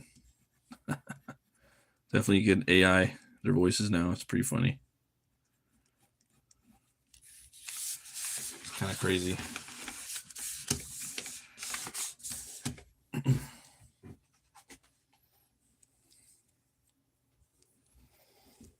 Kind of crazy, man.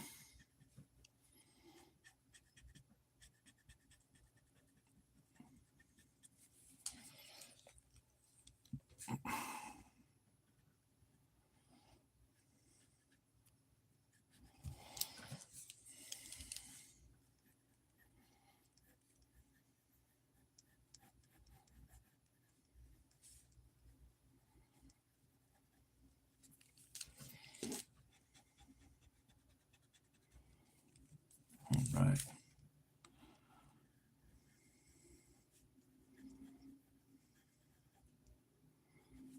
Trying to get a little somewhere. Keep messing with that a little bit.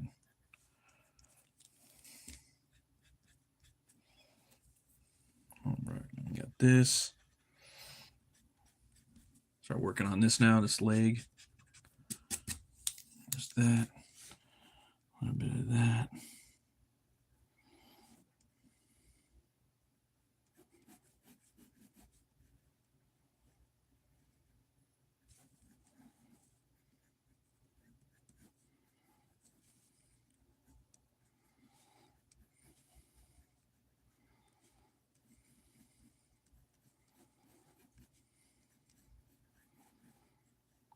Now we're messing with anatomy. We're messing with some anatomy a little bit.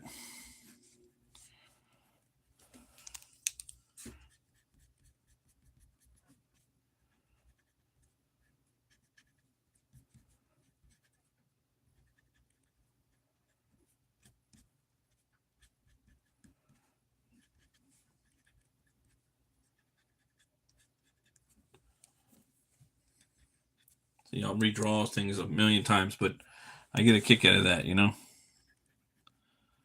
Try to use it as like a learning experience.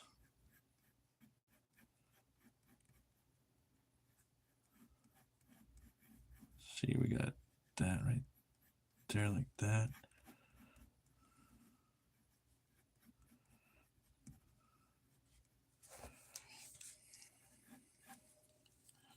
All right, then if you start drawing every little muscle line, it kind of locks the figure in a little bit sometimes. I'm gonna kind of get in there and erase some of it, I think. That way it has some motion to it still. I want these guys to be really moving around. That's one thing about Frazetta, like he would have the muscles there, but the lines would be kind of broken up and rendered up. Not really perfect all the time. The lines would be kind of choppy and spaced out, you know. Kind of need that feathered. You don't want to have every... I mean, it depends on what you're going for, but like me, that's how I want it, because it looks like they're in motion. It's like they're moving around, you know. Kind of, sort of. Give this one more look on this guy. See if I can work with that. Let's see here.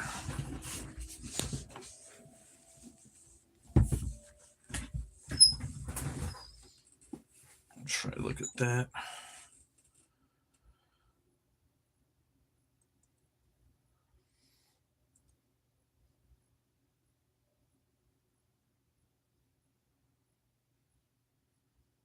That's a weird position. Weird position. I'm thinking I want to get rid of this. I want to chop that butt cheek off.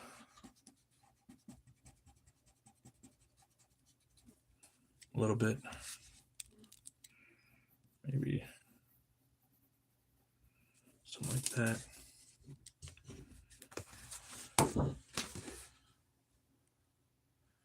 It doesn't got to be perfect. I don't want him to be. I want him to be standing a little off, like there's something off to the anytime you twist the like torso around, it makes things look kind of weird. You gotta, even if someone's posing like that, you know, it's almost like this leg should spin this way more a little bit, but kind of like it like that.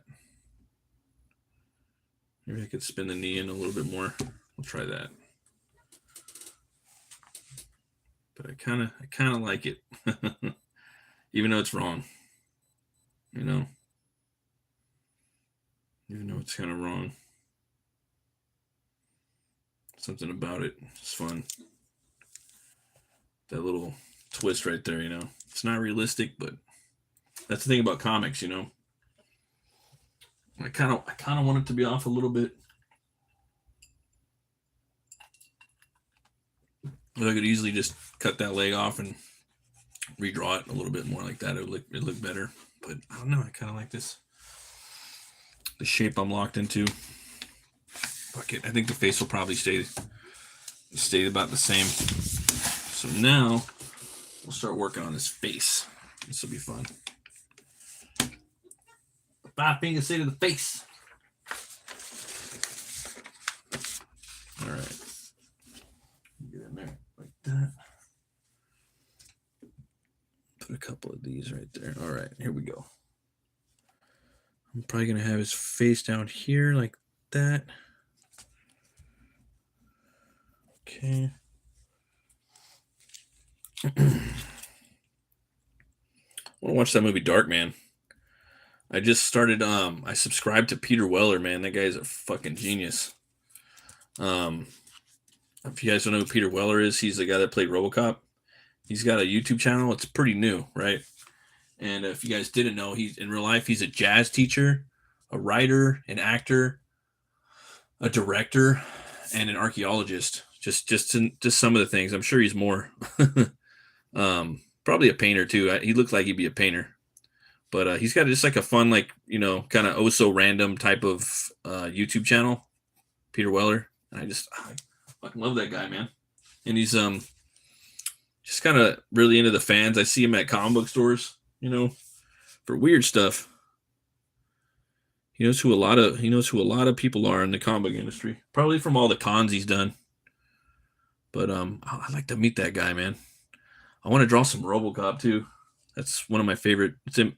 Well, like I always say, RoboCop, Francis Ford Coppola's Dracula, Bram Stoker. I call it Francis Ford Coppola, and Conan the Barbarian. Those are my favorite movies. Go watch them all the time. But yeah, I'd love to meet Peter Weller. He seems like a cool guy to talk to, you know. He directed this show called Longmire. Longmire, I don't know if you guys ever heard of that, but it's like a neo-western, like a modern western, like kind of like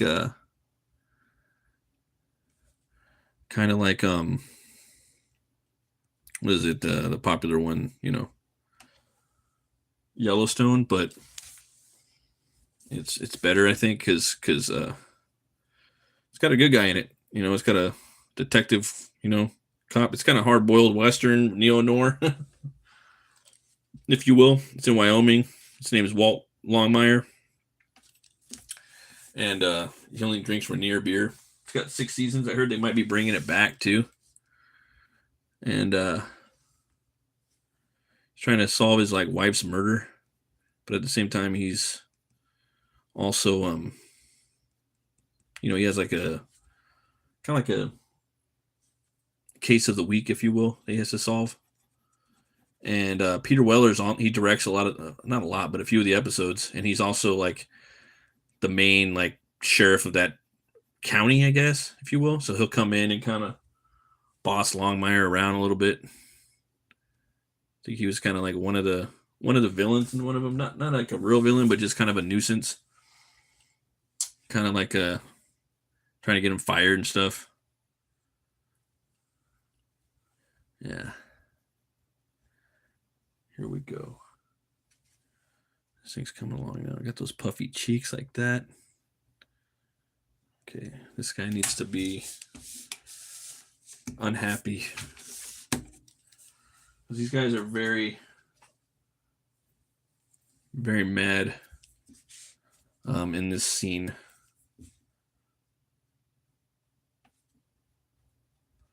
So you always want to take off those eyebrows, get those brows out of there. Kind of get the get those nostrils flared up a bit. The brow going like that.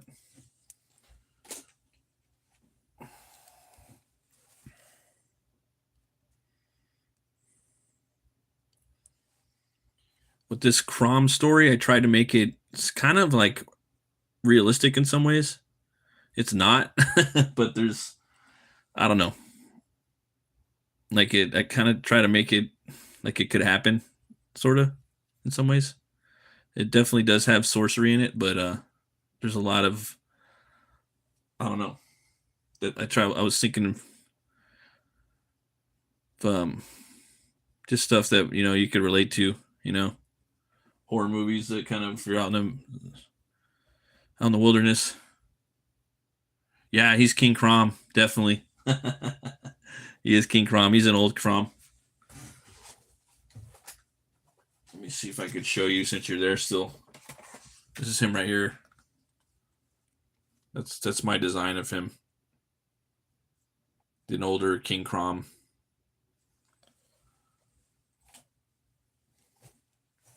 Probably like his late 40s, early 50s, something like that. Maybe older. Yeah. Definitely rocking the white hair. That's for sure. Like it's not blonde. Like I always picture CROM with the blonde hair. That's how I see him, anyways. And here it's white, and gray and white.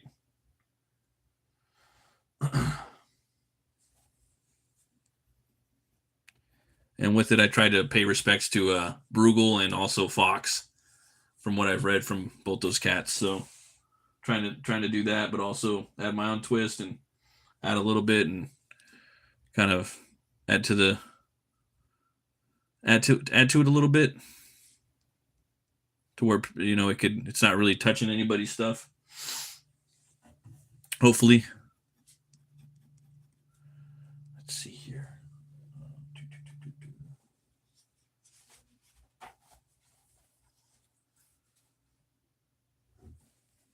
But it doesn't really matter because CROM is like public domain, but I really like what Bruegel's doing with his universe, Thought it was pretty badass. But that's the cool thing about these CROMs. You could do like a post-apocalyptic one. You could put them on planet. Nice. Yeah, doing King CROM 2 gives him more responsibility. Yeah. Yeah, exactly. This story, he's maybe a little bit of that. He's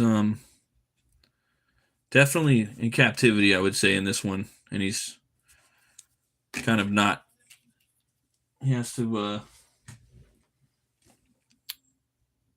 basically he gets put to task. He ends up kind of getting out of captivity a little bit, I would say. So that was pretty fun. Can't wait to and I haven't got to a chance to write in a few years, so it was really fun getting to write the story.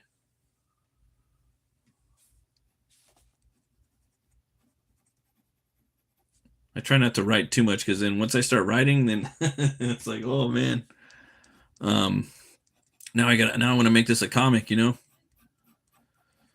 So I try not to write too much because I hate to have like stories that just sit there. You know what I mean? If that makes sense.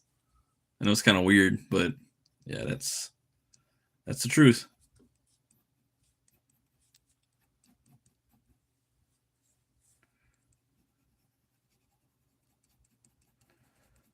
Let's see here. That's that.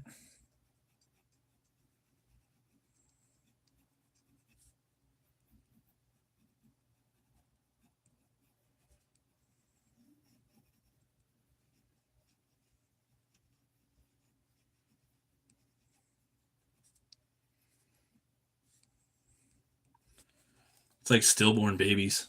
It's like you have them and then just like they just sit there. It's like that lady that had a stillborn baby and she was like 80 years old and she, was just in her stomach and then they like took it out and it was like just hardened, like turned into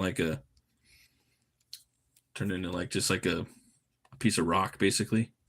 That was the craziest shit I ever seen. One of them.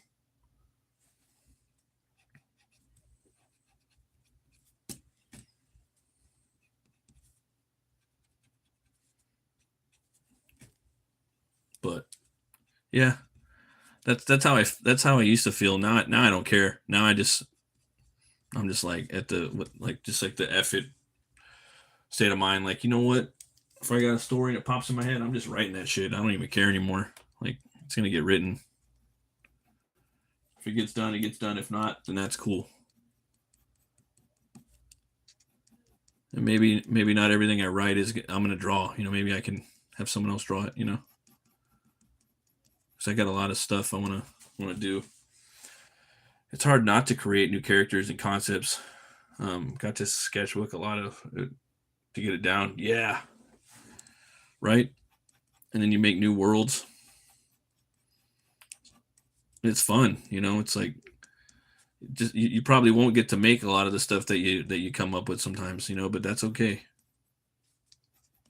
I tell myself now, like, yeah, that's okay, man. Just who cares? Someone was telling me on like a stream, like, yeah, don't stunt your creativity. Like, don't put a cap on it. Just keep going. I was doing that for a while, man. I would I remember for years I would like barbecue, and I would get my meat out there. I'd put my metal on and start queuing it up, and then I would just sit there and have my sketchbook, and I would come up with characters nonstop. Like every single week I would get new ideas, new concepts and stuff, and I was just thinking like, damn, I better chill because I'm not gonna be able to make all these characters. But yeah, one of them was Hellwar. Yeah, and that got made. Yeah. And then now I've got new ones, like a bunch of new stuff. I had an idea for a Bigfoot story too, a Bigfoot kind of detective. But it's like, damn, Bigfoot's its own comic book genre now. There's so many Bigfoot books, but it's weird. I'm cool with it. Same thing with Frankenstein and Dracula. Like, they're just kind of like household names. Like, they're institutions. They're kind of like their own genre now, so it doesn't even bother me. Like, do I want to do some Frankenstein comics and Dracula? Hell yeah. But it's like, they're not at the, they used to be at the forefront. Now I'm like, nah, I kind of want to make my own stuff, So, yeah.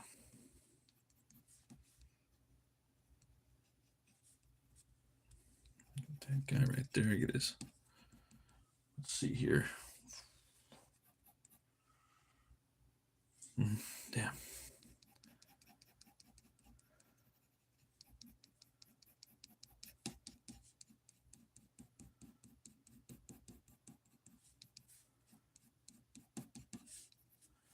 There we go. Got a little bit of fur around the fur, like that Deftones album. That album's okay. Also, that White Pony album, that's a good album. New metal or not, that's some good shit.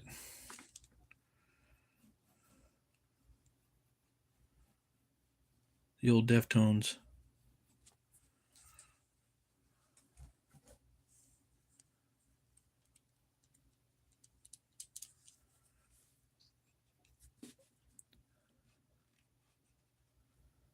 But yeah, it is hard not to create new characters, That's what I'm doing in this book now. I'm filling this puppy up with characters for my own universe, and then I can't wait. I got some stuff in here I wish I could show, but I wouldn't want to spoil it, I got some CROM stuff in here I don't want to spoil. I'm gonna be doing more of. I got my own barbarian too. I made up. It was, but yeah, I'm gonna have to go back and tweak it a little bit because it's too on the nose, you know. Gotta keep messing with it. Obviously, you're gonna have your tropes and stuff like that if you're making a Conan type character, you know. But you gotta figure some new shit out, man. So I'm gonna have to go back to formula on my character a little bit, but it's getting there. I'm building my world up of what I want, kind of building a small world a little bit, not too big, something that's like, you know, a little smaller. It's not like Hyboria or Middle Earth, a little smaller than that. But it's definitely going to be like Nordic and Gothic. If that makes any sense. Like a Gothic Nordic sword and sorcery. And I'm going to kind of develop the world a little bit and then kind of start making a story in there that's worthy of telling. Shoo, shoo, shoo, shoo, shoo.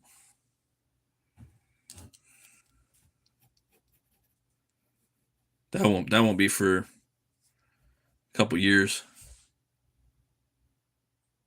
That's dope, man. I can't wait to see that drawn sword. Are you gonna make are you gonna put out a comic or something for that?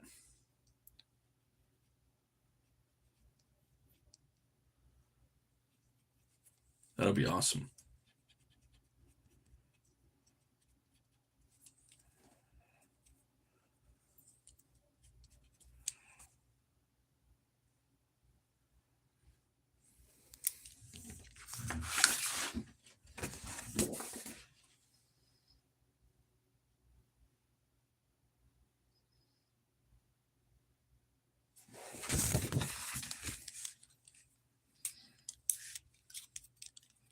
That'd be cool if you put out a comic, you know. I try to do crowdfunds, you know, so you can kind of get some of the get some of it, you know, get some help making it, you know. Because when you come out of pocket on some of it, it's kind of hard. It can be kind of pricey, you know. That's why I want to do that with Hell War. Hopefully, I can get it made with the crowdfund. But if not, then I'll just have to print it myself somehow, which is fine.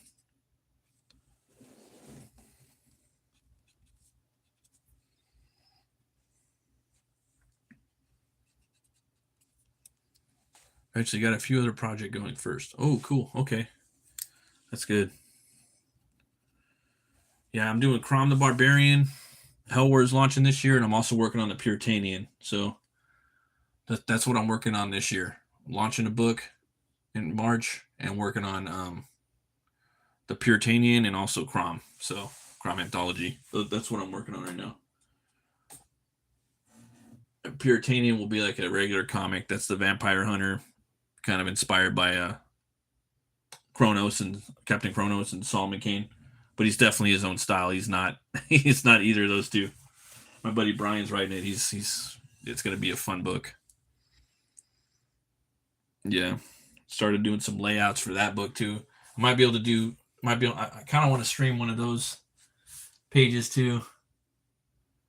Live Puritanian live stream drawing. Got to find a page that's not too spoilery. I might do like there's some dialogue in there, so I might do like a little dialogue-y page, little talking heady page,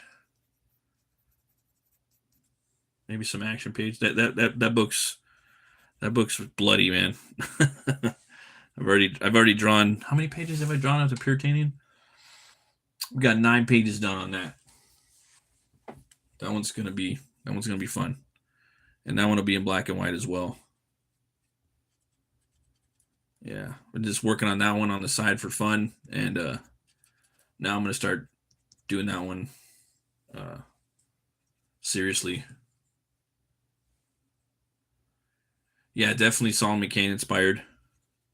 I came up with this concept years ago, like maybe 10 years ago, for this Puritanian character, and then my buddy Brian, I showed it to him and saying this is something you probably like because Saul McCain's his favorite character, and then we got together and then we did some tweaks on his costume a little bit, made him look a little differently.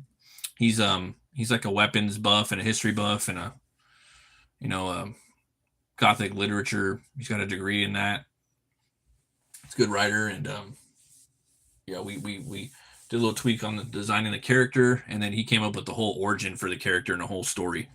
So yeah, it's fucking awesome. And it's fun. It's fun working with him and just hearing like the amount of detail that he puts into his writing and the deep dives he does, and just like the especially like the weapons and the blades, and he's got a pretty big sword in there, like it's a Nockenbrecher. It's a German sword, and it's really hammer, bro. Like it's really hammer. It's hammer and a little bit of universal, but it's very very hammer inspired, very much so, like the Christopher Lee Dracula movies, and really Captain Kronos, man. If you were a fan of Captain Kronos, it's big time Captain Kronos, So it just feels good because I've been working on that like on the side and just for fun. That was just what it was supposed to be, just a fun side piece, and now I get to kind of in about halfway through the year or so, get to really go full force. I'm still working on pages. I just finished a layout and he approved it yesterday. But gotta finish these art edits and these lettering for Hell War, and then I could just go full bore on that. Working on my own Canuck, a sword and planet, and CROM the Courageous for the anthology. Oh, dope. And also got another Galaxy Bounty Hunter in the works with a writer. Oh yeah, that's cool, man. Like I think it's good to kind of have a few projects, and maybe like work with the writer on one, write one yourself, maybe, I think that's cool. I think it's important.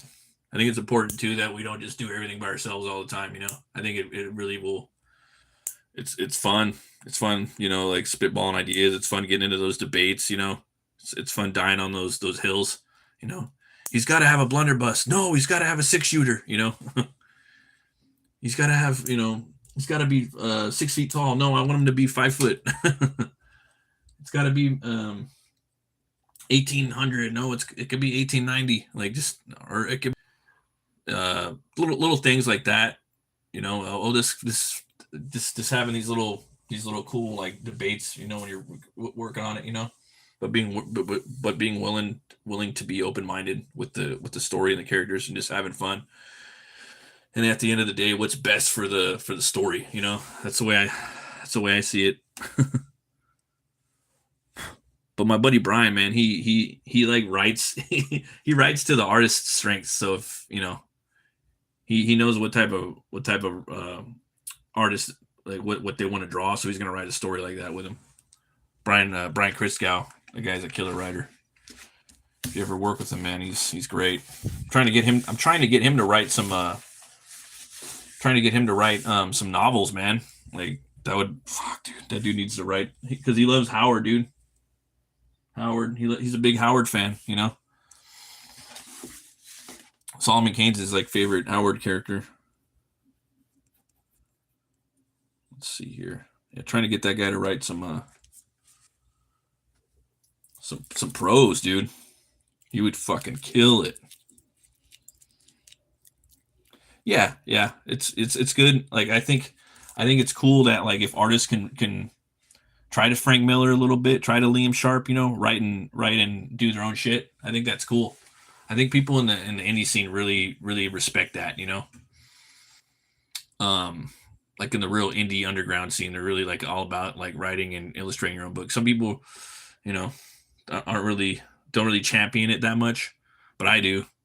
Some people like Frank Miller is really good at it. Liam Sharp, as far as like those mainstreamers. So I guess from a certain angle, like I think it's great. I think it's great. Like artists should try to write some of their stuff. I think that they should also work with writers too. It's fun. Yeah. I had that stupid hand right here. Now I'm going to redraw it. Should be like that, and then like this, and then like that, I believe. Boom. Like that. It might even be straight. Just boom. Boom. Yeah. It's just life's too short, right? Let's just get out there. We might not be able to draw every fucking character we make, you know. But I think that once, I mean, it's sad to say that, right? But I don't know. Maybe we just get out there and work on some stuff, you know. I love seeing like these artists that create, you know, all these different things like Kirby and just, you know, a lot of fools, man, that just make a bunch of have a big body of work. I think it's admirable and it's inspiring and it's something I want to aspire to. Like really in the next 10 years, man, like I've been saying, I want to put out a lot of stuff. I want to do my best and um I'm also working with another buddy too, man. Working on a really cool project. But that one's, yeah, can't really speak on that one right now too much. There's a lot of shit. Just sometimes some stuff starts moving real quick, but yeah, sometimes it slows down. Okay, boom. It's cool to see you on here though, Drawn Sword. I haven't seen you in a minute, bro. You must have been busy. I almost forgot this guy right here. He's got to get some chunkiness. He's got these shanks, these rocky shanks coming out. Got them on his head, all over his arms. These will be fun to draw or render later. Chunky shit popping out all over the place. And his feet are supposed to just be fucked up with these things. You know what I'm saying? Like the feet, they're like boots. The rocks, like his feet are just. Ugh. But every now and then, like a random toe will be kind of exposed or something, or maybe the heel will be there. But they're just really. I just wanted the feet to be really rocky on these characters. So if you see the footprint, you could tell, like, what the fuck is that? What's following me? You know, or what's out there? I don't know what kind of footprint that is.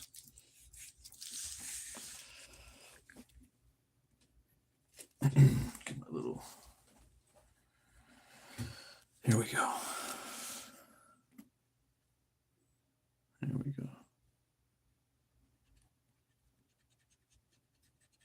All right, so he's got these little, probably like obsidian style shanks, you know, something like that.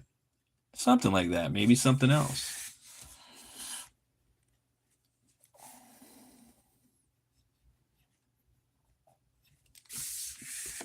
There we go. Might even redraw those legs after all that talk. There's just something kind of off about even the anatomy, even though it's fucked up. I like it. So you had to move house and moving again soon. Been drawing as much as I can. Miss being settled in, but got to keep drawing. Oh yeah, that sucks, man. I know how that is. I'm kind of gonna be in the same boat probably pretty soon. Probably gonna be moving a couple times in the next. Yeah, it's gonna be brutal. I don't know how I'm gonna do it. It's gonna keep moving though. As long as you got your pages, you're good, right? Even if you're moving, as long as you break off into a little corner and start drawing your shit, pull out a cutting board and just start, you know, or drawing board, whatever. Start knocking some stuff out. 100%. 100%.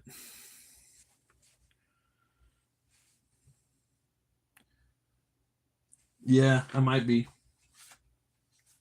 Nothing crazy, just moving around in a little bit. Moving around in the hood, not out of state or nothing. Yeah. Hopefully not twice. I might have to though. Yeah.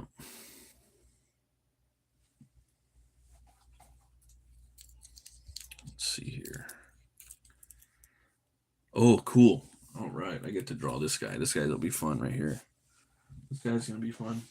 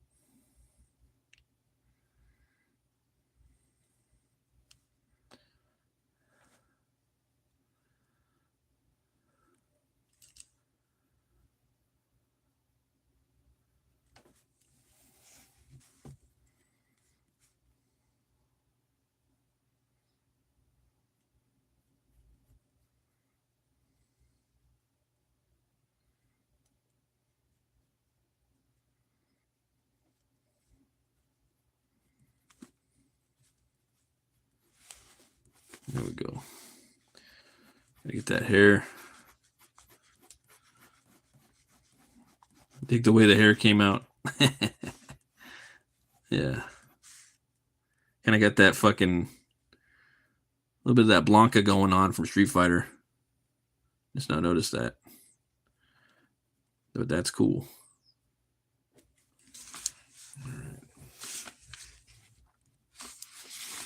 You got the big neck right there. Boom, boom. Got the back right here.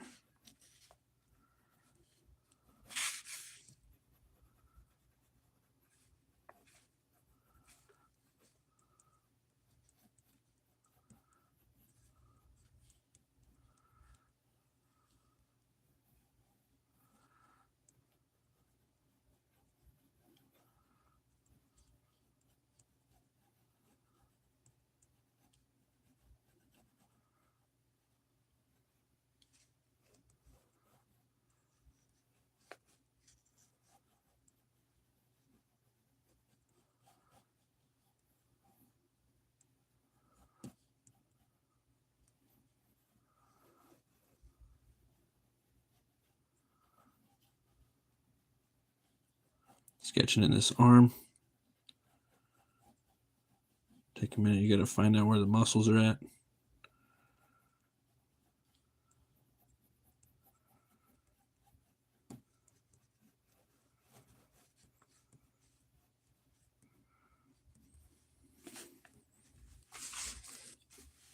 Let's see here.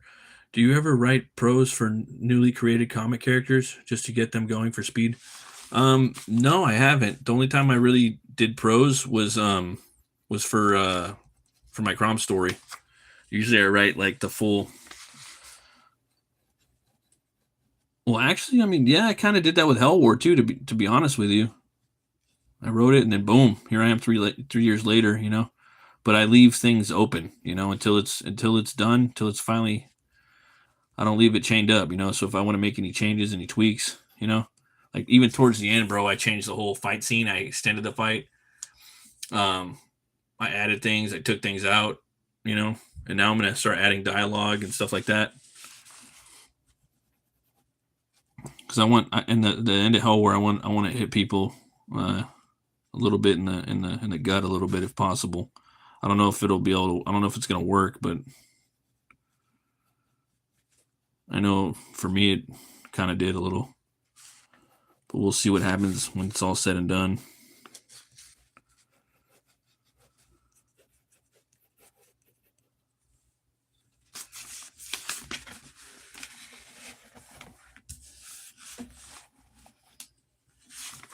But yeah, I like writing prose. It's fun, man. I didn't, you know, it's different now too. I've gotten a little better at it. I mean, I'm a nobody. I'm a novice, but I've gotten better like since I wrote Butch Cleaver. You know, it's just something that happens. You know, and I know what I would want in a story, like when I'm reading it, like. But when I'm writing like for a comic book, I'm gonna probably write it a little prosy, but then I'm gonna also be thinking like, yeah, you're gonna have to draw this, you know. If it was just straight prose, I would get in there and I would go kind of attack it a little differently. Have a little more builds and stuff like that with characters and scenes and descriptions but I know for me with prose, like big thing is the action, man. Is describing the fight scenes, just like with my art. They have to, you know, and that's why I love Howard, man. Is the way he depicted the action in the stories. You know, that's very important. I think it's important.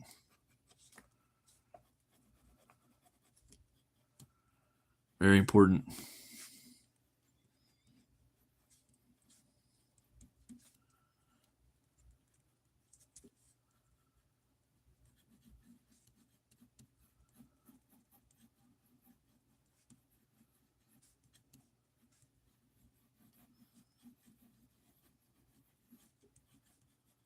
So right now I'm just roughing out shapes, trying to find the muscle, you know. Trying to find the muscle that I want to.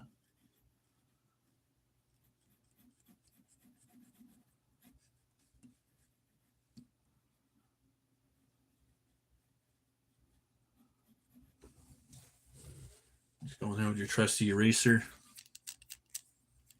Clean it up a little bit.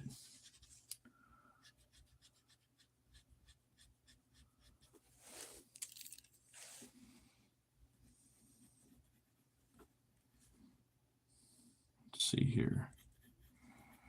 And then I'll probably go back and fix it again later. Okay, there we go.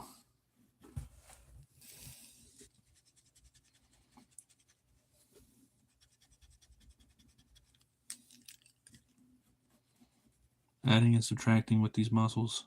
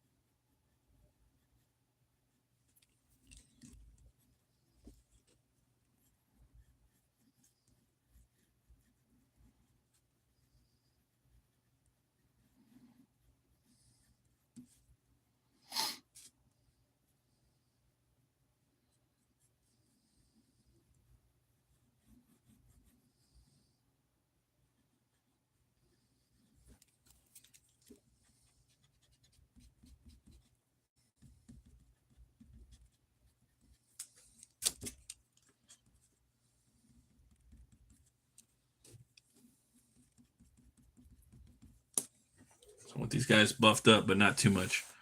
Seems like a good, fast way to explore a character and have a comic to tweak out later.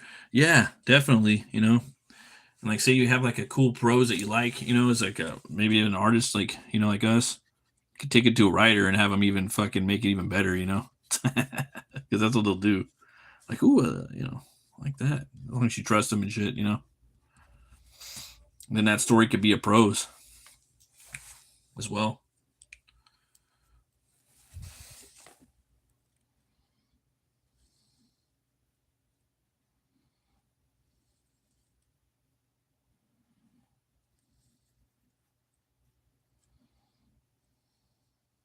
There we go. Gotta make these guys looking mean. They're mad right here.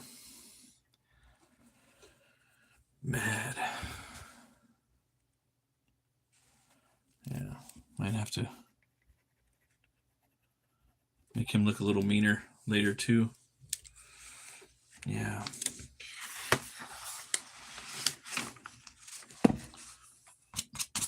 Well, probably gonna. Hey, how's it going, Angry Stoner? How you doing, man? Thanks for stopping by. Told you I was gonna be drawing tonight. I've been going for a minute. Let's see here. Probably gonna go get maybe another little cap of rum skis. Be right back. See, I'm all out.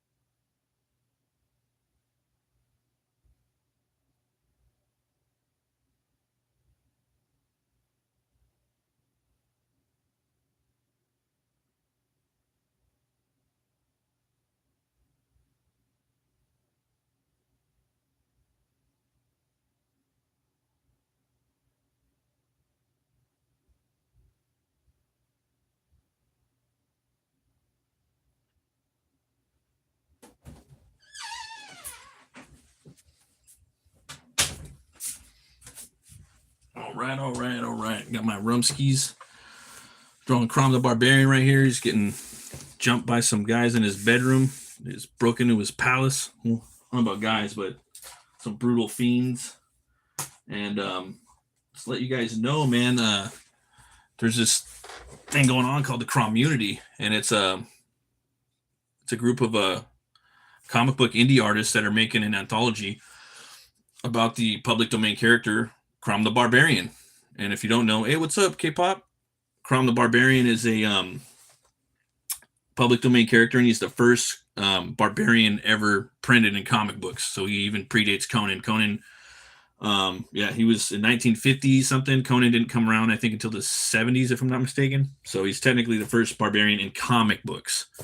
He's in public domain, so anybody can really do anything they want with him. So now, in this CROMmunity, that's been spearheaded by Kurt Bruegel, he's putting it together. And so the first anthology pretty much dropped yesterday. I have a link in the description. You can go to cromthebarbarian.com and you can pick up the book there. It's 250 pages, and it's all done by different indie comic book creators. So they're all doing their stories and art and whatnot. So you got a smorgasbord of different flavors, different peaks and valleys, different, it's like a progressive death metal song or a prog, like Rush, So, and it's done like this. This is actually the first book he put out, or one of the first ones. This is CROM Collected, and this is also available. So it's going to be this size. I'm going to have the book. It's in the mail. I already bought it. The book I'm talking about, though, this one's called CROM Collected.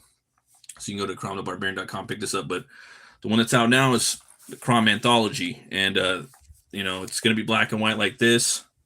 You're going to have these big, beautiful black and white pages like Savage Sword of Conan. And I've read this book, man. I freaking love it. I'm going to have to do a review on it later. It goes into the first sword and sorcery story of comic books. He talks about Bruegel and Howard, too.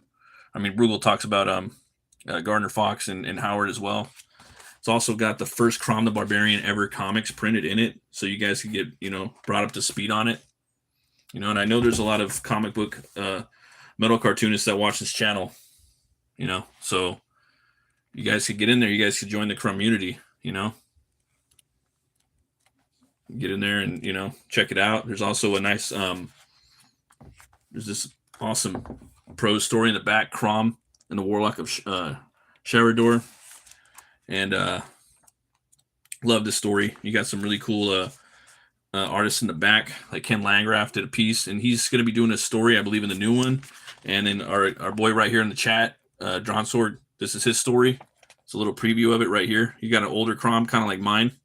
And that's the beauty of it. Anybody can do whatever they fucking want with Crom. You can make a steampunk Crom. You can make a Viking Crom. You could do a medieval Crom. You could do a barbarian Crom. You could do a sword and sandal, sword and sorcery, sword and stone. Whatever you want to do with Crom, you could do it. You could do a modern Crom where he's a fucking biker, like it doesn't matter. It's public domain. So what I'm doing is I'm doing a Crom story too as well.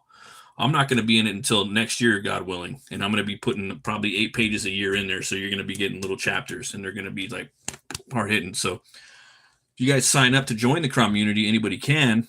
You're going to every year when the CROM Anthology drops, like probably around this time, probably like autumn or winter or something like that, you're going to get emailed a discount code, and that's going to knock like a big chunk of the price off. So you'll get that a week before it goes public. And so just let you guys know, I got a link in the description. You guys could go there and you guys could check out cromthebarbarian.com. It's fucking awesome. So that's what I'm doing right here.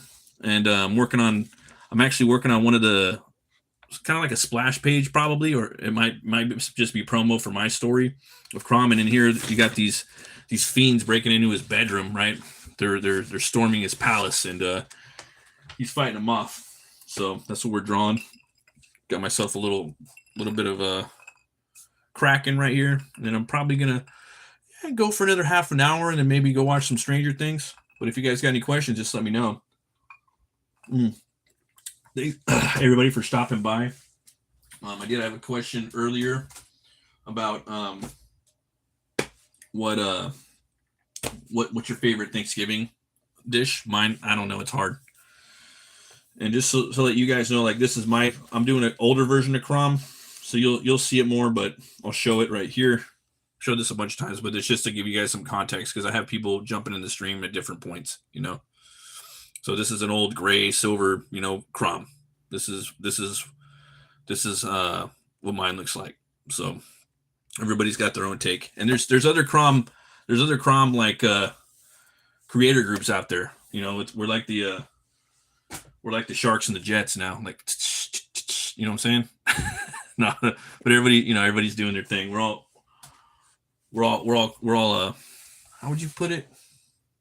I don't know. We got to come up with a good name. Hey, what's up, Helder? How you doing, brother? We're all CROM heads, you know, for sure. We're all chromatics, chromanites. Could have come up with a metal fucking name for people that are doing the CROM stories. Yeah, I always thought CROM was just like, you know, like Conan the Barbarian's God, and I find out, oh, Gardner Fox like created the Flash. He created a bunch of DC characters, you know, so he wasn't no chump. And he loved sword and sorcery, and also, like, you know, space fantasy too as well. Could start working on my CROM. I'm not sure. In this scene though, my CROM, he's kind of in his he's in his PJs, he's in his jammies, so he's not rocking the stuff in the other picture I showed you, the what's it called, the concept art. But yeah, I get to draw these guys right here. This is fun. I like these guys, these baddies. Yeah. And like I said, these guys just kind of came to me, and I was just walking, and poof, one of them like just popped up right in front of me. Like I seen him in a shadow, like, ooh, hey, that shit's scary as fuck. I'm like, I'm gonna use that. And like I said, their hair, it's like a mane that comes all the way down, and it goes down their back, and it turns into like a diaper, and then comes all the way up. It's like one solid piece of hair. It's crazy. Yeah. There we go. Good to see you, Halder. You should do a CROM story, brother.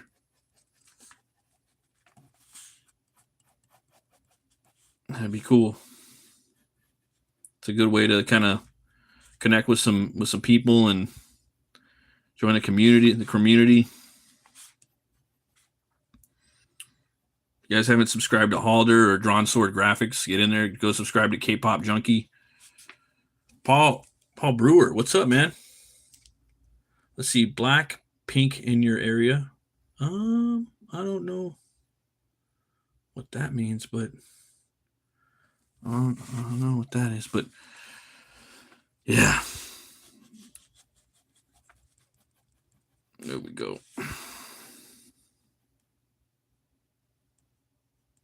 Oh, I think I know what you're talking about. Oh, Fortnite? Oh, man, I never played that game. I always wanted to. My kid's obsessed with Minecraft, though. I can't. I was like, dude, get off that shit, bro. I saw Fortnite. You know what? I saw that Fortnite commercial, and I saw The Simpsons. I saw that on there, and I was like, man, you know what? I haven't seen The Simpsons in forever. I'm going to go watch me some Simpsons. And, yeah, I was watching that the other night. Took the fam out. We went on a nice little drive. Nice little weekend drive. Get out of town for a little bit. The wife and kids. Then we went and got some nice southern Lucille's, some fried chicken. I don't know if you guys got Lucille's where you're at. It's a nice barbecue joint. Went over there. Checked out the Toys R Us. They had a new Toys R Us, you know. That was once like a Spirit Halloween store. So I think it was like just like a pilot store or something like that. Saw that. It was like a quarter of the size of the OG Toys R Us. Yeah.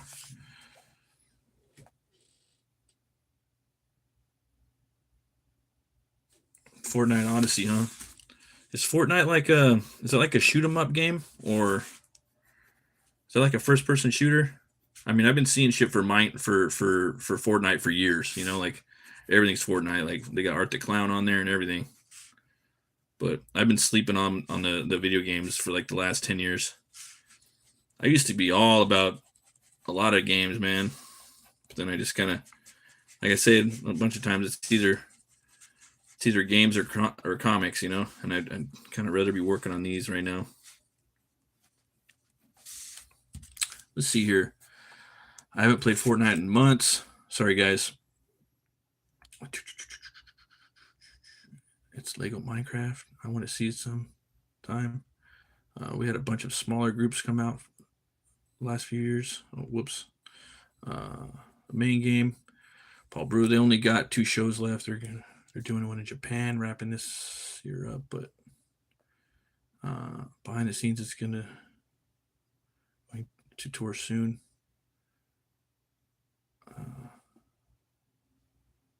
BTS. What's BTS?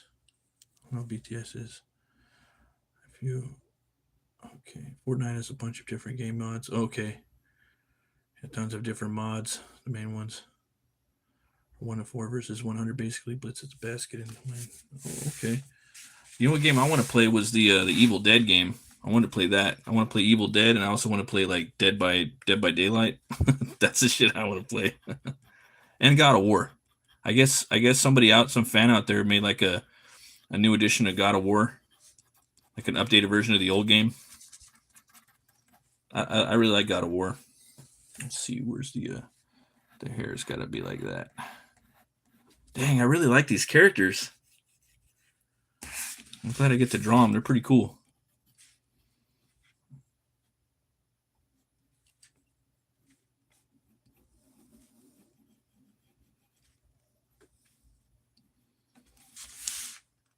Let's see here. Odyssey is open world craft, like Minecraft stuff. Build villages, it's fun. The Halloween / Evil Dead. Yeah, man. There's even a Terrifier game. It's crazy.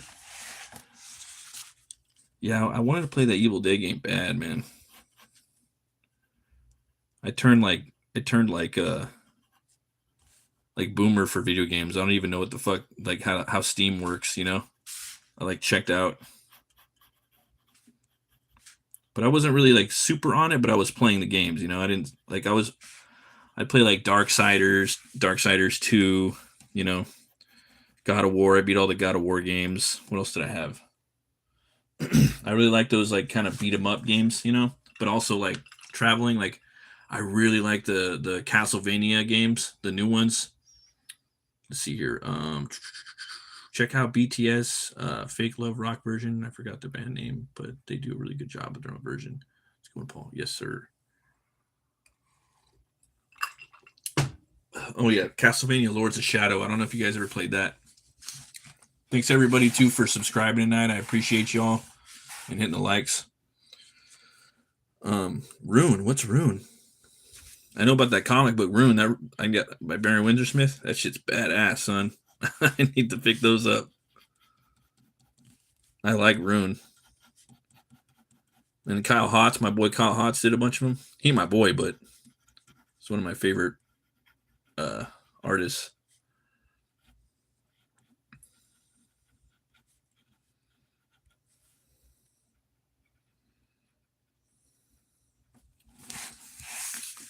Looks like you've been smoking a little bit of meth or a couple lines of coke because you've been up all night, but there's nothing wrong with that. Just don't make it a habit. Once a month is okay.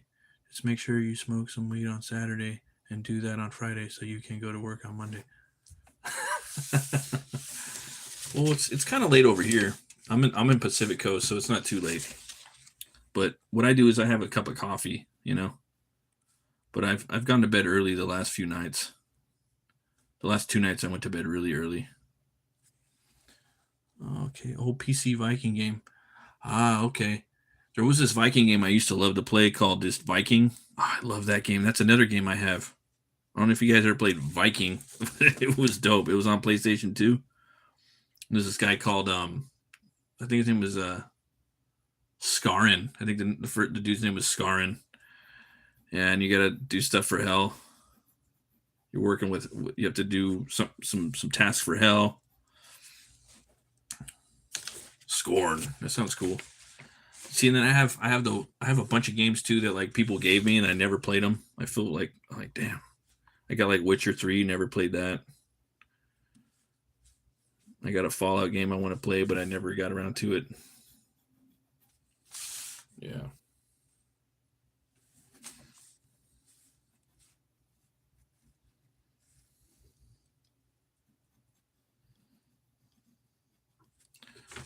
My phone will probably die here in a minute, but that's okay. The best game is Street Fighter 5 on PlayStation, but now they got Street Fighter 6, but Street Fighter 5 is the best because it's like the old version of Street Fighter 2, but updated. Ooh, I like that. I love me some Street Fighter. I'm excited for the movie, man. the, the dude is playing Blanca Momoa. That should be fun. That should be fun. The art book for Scorn is awesome. Let's see. Bexon meets Geiger. Ooh, I like me some Geiger. Geiger's cool. If you down a little homie art, then you probably play Street Fighter 2 back in the days. Oh yeah, of course. I always played Street Fighter 2. Yeah, that game was awesome. Street Fighter 2. Remember Street Fighter? Was it Street Fighter 2 Turbo? That one was awesome. The world in Scorn is creepy, like it's made of flesh and bone. Pretty creepy. Ooh, I like that. That reminds me of a comic called Sword of Dracula. There were these two demons that came out of hell. Dracula was reincarnate, or was he? He woke up or something, and he had to fight these two demons. One had the power of bone, and the other had the power of flesh. It's pretty cool. But a lot of the art, some of the art in there, the covers were like traced Bram Stoker Dracula. Like you could tell the guy was tracing that movie, and he was tracing some Jet Li pictures. But the internal art was dope. But he had 3 different artists, I think, drawing it, so it's kind of all over the place. But the story was sound. The world, okay. Did you see the Geiger Street Kickstarter? No. Did that come out recently? I haven't really been up on my Kickstarter game or any of that stuff. My schedule's been all over the place. I want to start streaming again. Doing a weekly stream show. So I want to do Saturday morning coffee and comics and baloney. That's probably what I'll call it. Oh, okay. I'll have to go check that out after the stream. I didn't know it was still up. That's cool.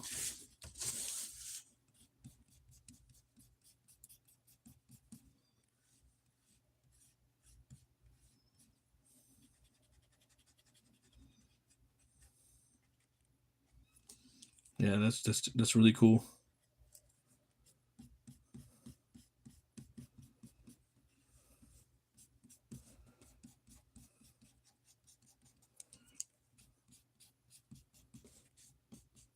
All that Geiger work that he was doing on Dune, that was awesome. All those cats, when they came over and did that big exodus to Hollywood from France to work on Dune, that story. And then the legend became reality. Oh, it's a tribute art book. Oh, okay. Yeah, I love his artwork. I really do. I love his rendering. I'd love to do that. So cool.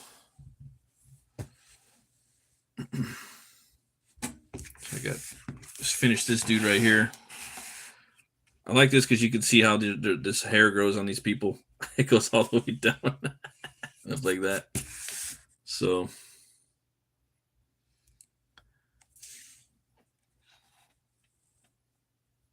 oh yeah. That's CROM, yeah. I haven't even drawn CROM yet. I'll probably start drawing him next. I want to put a crown on him too. Yeah. I want it to be kind of something special, I put a basic, kind of like a basic bitch crown on there right now. I don't really know what I want though. Because once I, draw it, I'm just like, But he's got a sword. I gave him skull cracker. In this story, he's got a cutlass. So that was a fun sword to design.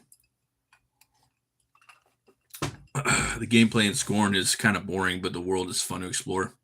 It's one of those experience type games. Not much replay value, but worth playing. Whoever wants to see the world. Oh, I know that, dude. I love games like that. Another one, Dante's Inferno, Darksiders, Castlevania, Lords of Shadow, Devil May Cry, like some of the Devil May Cry games, Soul Reaver, Legacy of Kain, like some of those games just got, fuck, dude. I love the like, even Brutal Legend, dude. I know it's a little cartoony and it is metal, you know, but it's fucking metal. It's dope. I want to get the Art of Brutal Legend, that book as well. I think you would draw Iron Man pretty good, but what is your favorite Marvel character that you would like to draw or that you have drawn that you drew before? That's a hard one, man. I would say though, like for sure, like as a kid, my favorite Marvel characters were Sabretooth. Yeah, I identified with that guy a lot. Probably because I was just like, you know, a blonde kid, kind of crazy, and Venom. And then I liked Wolverine a lot too. But then as I started getting older, I liked the Punisher. But at the same time, I like the Punisher too. You know, I like Punisher. I like the Hulk. Love the Hulk. Probably the Hulk, man. That was the first character I was ever introduced to, as far as like superhero, and then Batman after that. It was. I think it was Hulk, Dracula, Frankenstein, and the Wolfman, and then maybe Batman after that. But now that I'm thinking about it, as a kid, I was probably introduced to the Universal monsters and Hulk, bro.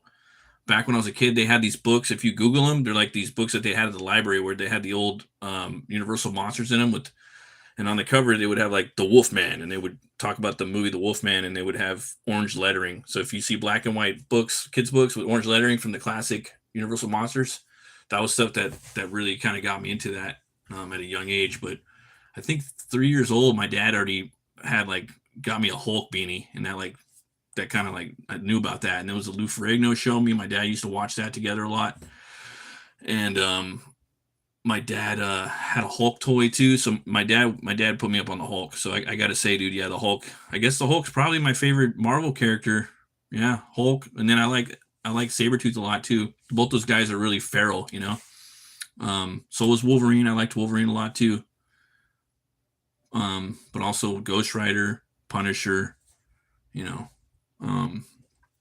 Venom. I loved Venom. I could draw Venom, I remember, without using reference, so that was always a fun character. Venom was fun to draw, and so was the Max. I could always draw those guys without using any like photo reference or anything, so that was always fun. Let's see here.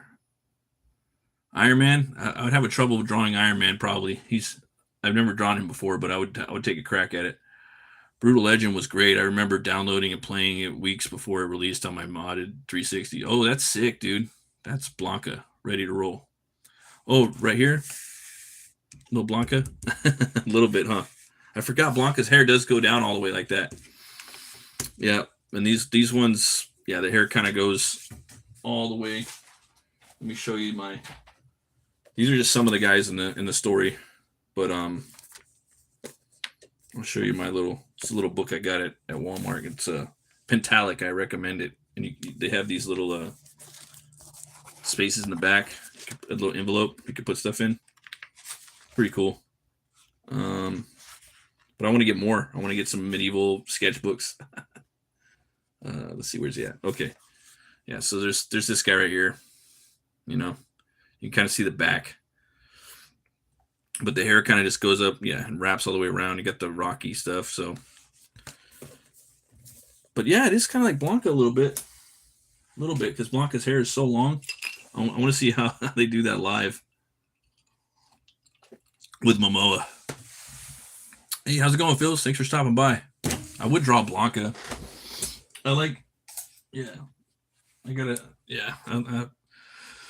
Yeah, I don't really draw that many Marvel characters too much, but I would, you know. It's like the thing. It's like I like to just support indie, but then there's a lot of like mainstream characters that I love. You know, if it wasn't for them, I wouldn't be drawing comics. You know, so sometimes I like to do some of that on these live streams. You know, like I wouldn't mind drawing Hulk tomorrow. I'm gonna pick up that new Hulk comic tomorrow too. That shit looks dope, son. When it's good, it's good. And I've been reading the Punisher now too. The Punisher books, they've been pretty good. The Jimmy Palmiotti and Panosian one has been solid. The other one that I picked up, I forgot who's doing it. The art's kind of whack in some ways. Some of it looks cool. Some of it's a little too photo 3D model traced. But the story's getting better with each issue. they're both very similar though, which is kind of weird. They both have Frank Castle being mind controlled or on some like mind control drug to where it's altered his mind. You know, one's being the mainstream ones. His mind's being controlled by Wilson Fisk and you know, with the help of a micro. And in the other book, some cartel is like that's the one Palmiotti wrote. That one's far superior, but they're both pretty good. You know, they're both pretty fun Punisher books. And in the mainline Punisher book, dude, he's got the white gloves, the white boots, you know, the white skull. So I like that's what I want, you know. And then I don't know. That's pretty much the only two books I'm be picking up from mainstream would be the Punisher books, the two, one of which is a mini series, and then I want to check out the new Hulk because I like Hulk, and that artist Nick Klein's fucking badass, dude. I like his work. I slept on the last Hulk series that he did. I wish I didn't. I regret it. Oh yeah. So those are the mainstream ones. I'm also doing Conan and Skinbreaker and Viking Moon, that Viking werewolf book. That one's been entertaining. the little hairy man. All right, so we got that, and then I have to. We'll have a head right here. Since he's got the hair, it's gonna have to come up a little bit like that. This is gonna be tricky, but it's gonna probably go down a little bit, maybe. This one's gonna be weird. This one's gonna be kind of weird. I'm gonna have to figure out the flow of the hair. I need to show the body falling. But yeah, we got CROM right here. Probably start working on this guy on the next stream. Just start working on CROM so we can get the CROM in there, you know. And then I'm probably gonna have like one of these hot guys right here. Looking back, I wanted a face, you know, just kind of something like that, but it ain't gonna be too much because they're pretty fucking pissed at CROM. They hate him. They hate CROM, so.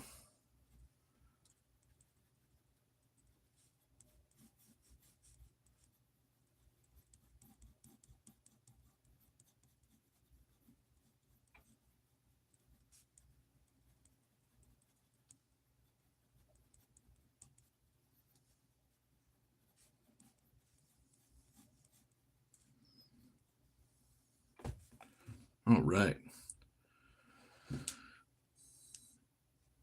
Well, shoot, my phone's got like 5% left, guys.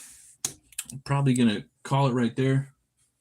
Should have charged it a little more, but it is what it is. I really appreciate you guys stopping by and hitting the likes and whatnot. It was awesome. And yeah, I had a blast doing it. There's definitely going to be at least another one or two drawing CROM streams. You know, I'm not in any hurry. This is just for me to chill and draw and decompress. This is just for fun. That's what I do these draw streams for, just to hang out and chill and have a couple beers or a couple coffees or whatever, you know. And for questions and to connect with this network and the community of this channel. And I hope you guys have a happy Thanksgiving. And you know, spend some time with your loved ones, you know, even if wherever you're at on the planet, it's still a good holiday, I believe, to talk about what you're thankful for. You know, that's a universal thought process, I think, no matter where you're at. It's a universal code and theme, you know, whatever the meaning is or the original inception of the, you know, thought of Thanksgiving. It's still a good idea, you know, and get your grub on. But yeah, if I can, I might even do a little stream late on Thanksgiving, if I can. That would be fun. Might do a little CROM stream if possible. We'll see. I might get a turkey. You know, turkey tired. You know how that is. It's got that tetraphene in there. Makes you tired. So, but I appreciate you guys, and I hope you guys have a great day. A happy Happy Thanksgiving Eve. You guys are awesome. And always remember to be bold, be brave, and roll the bones to know your role. I'll see you guys next time. Stay metal.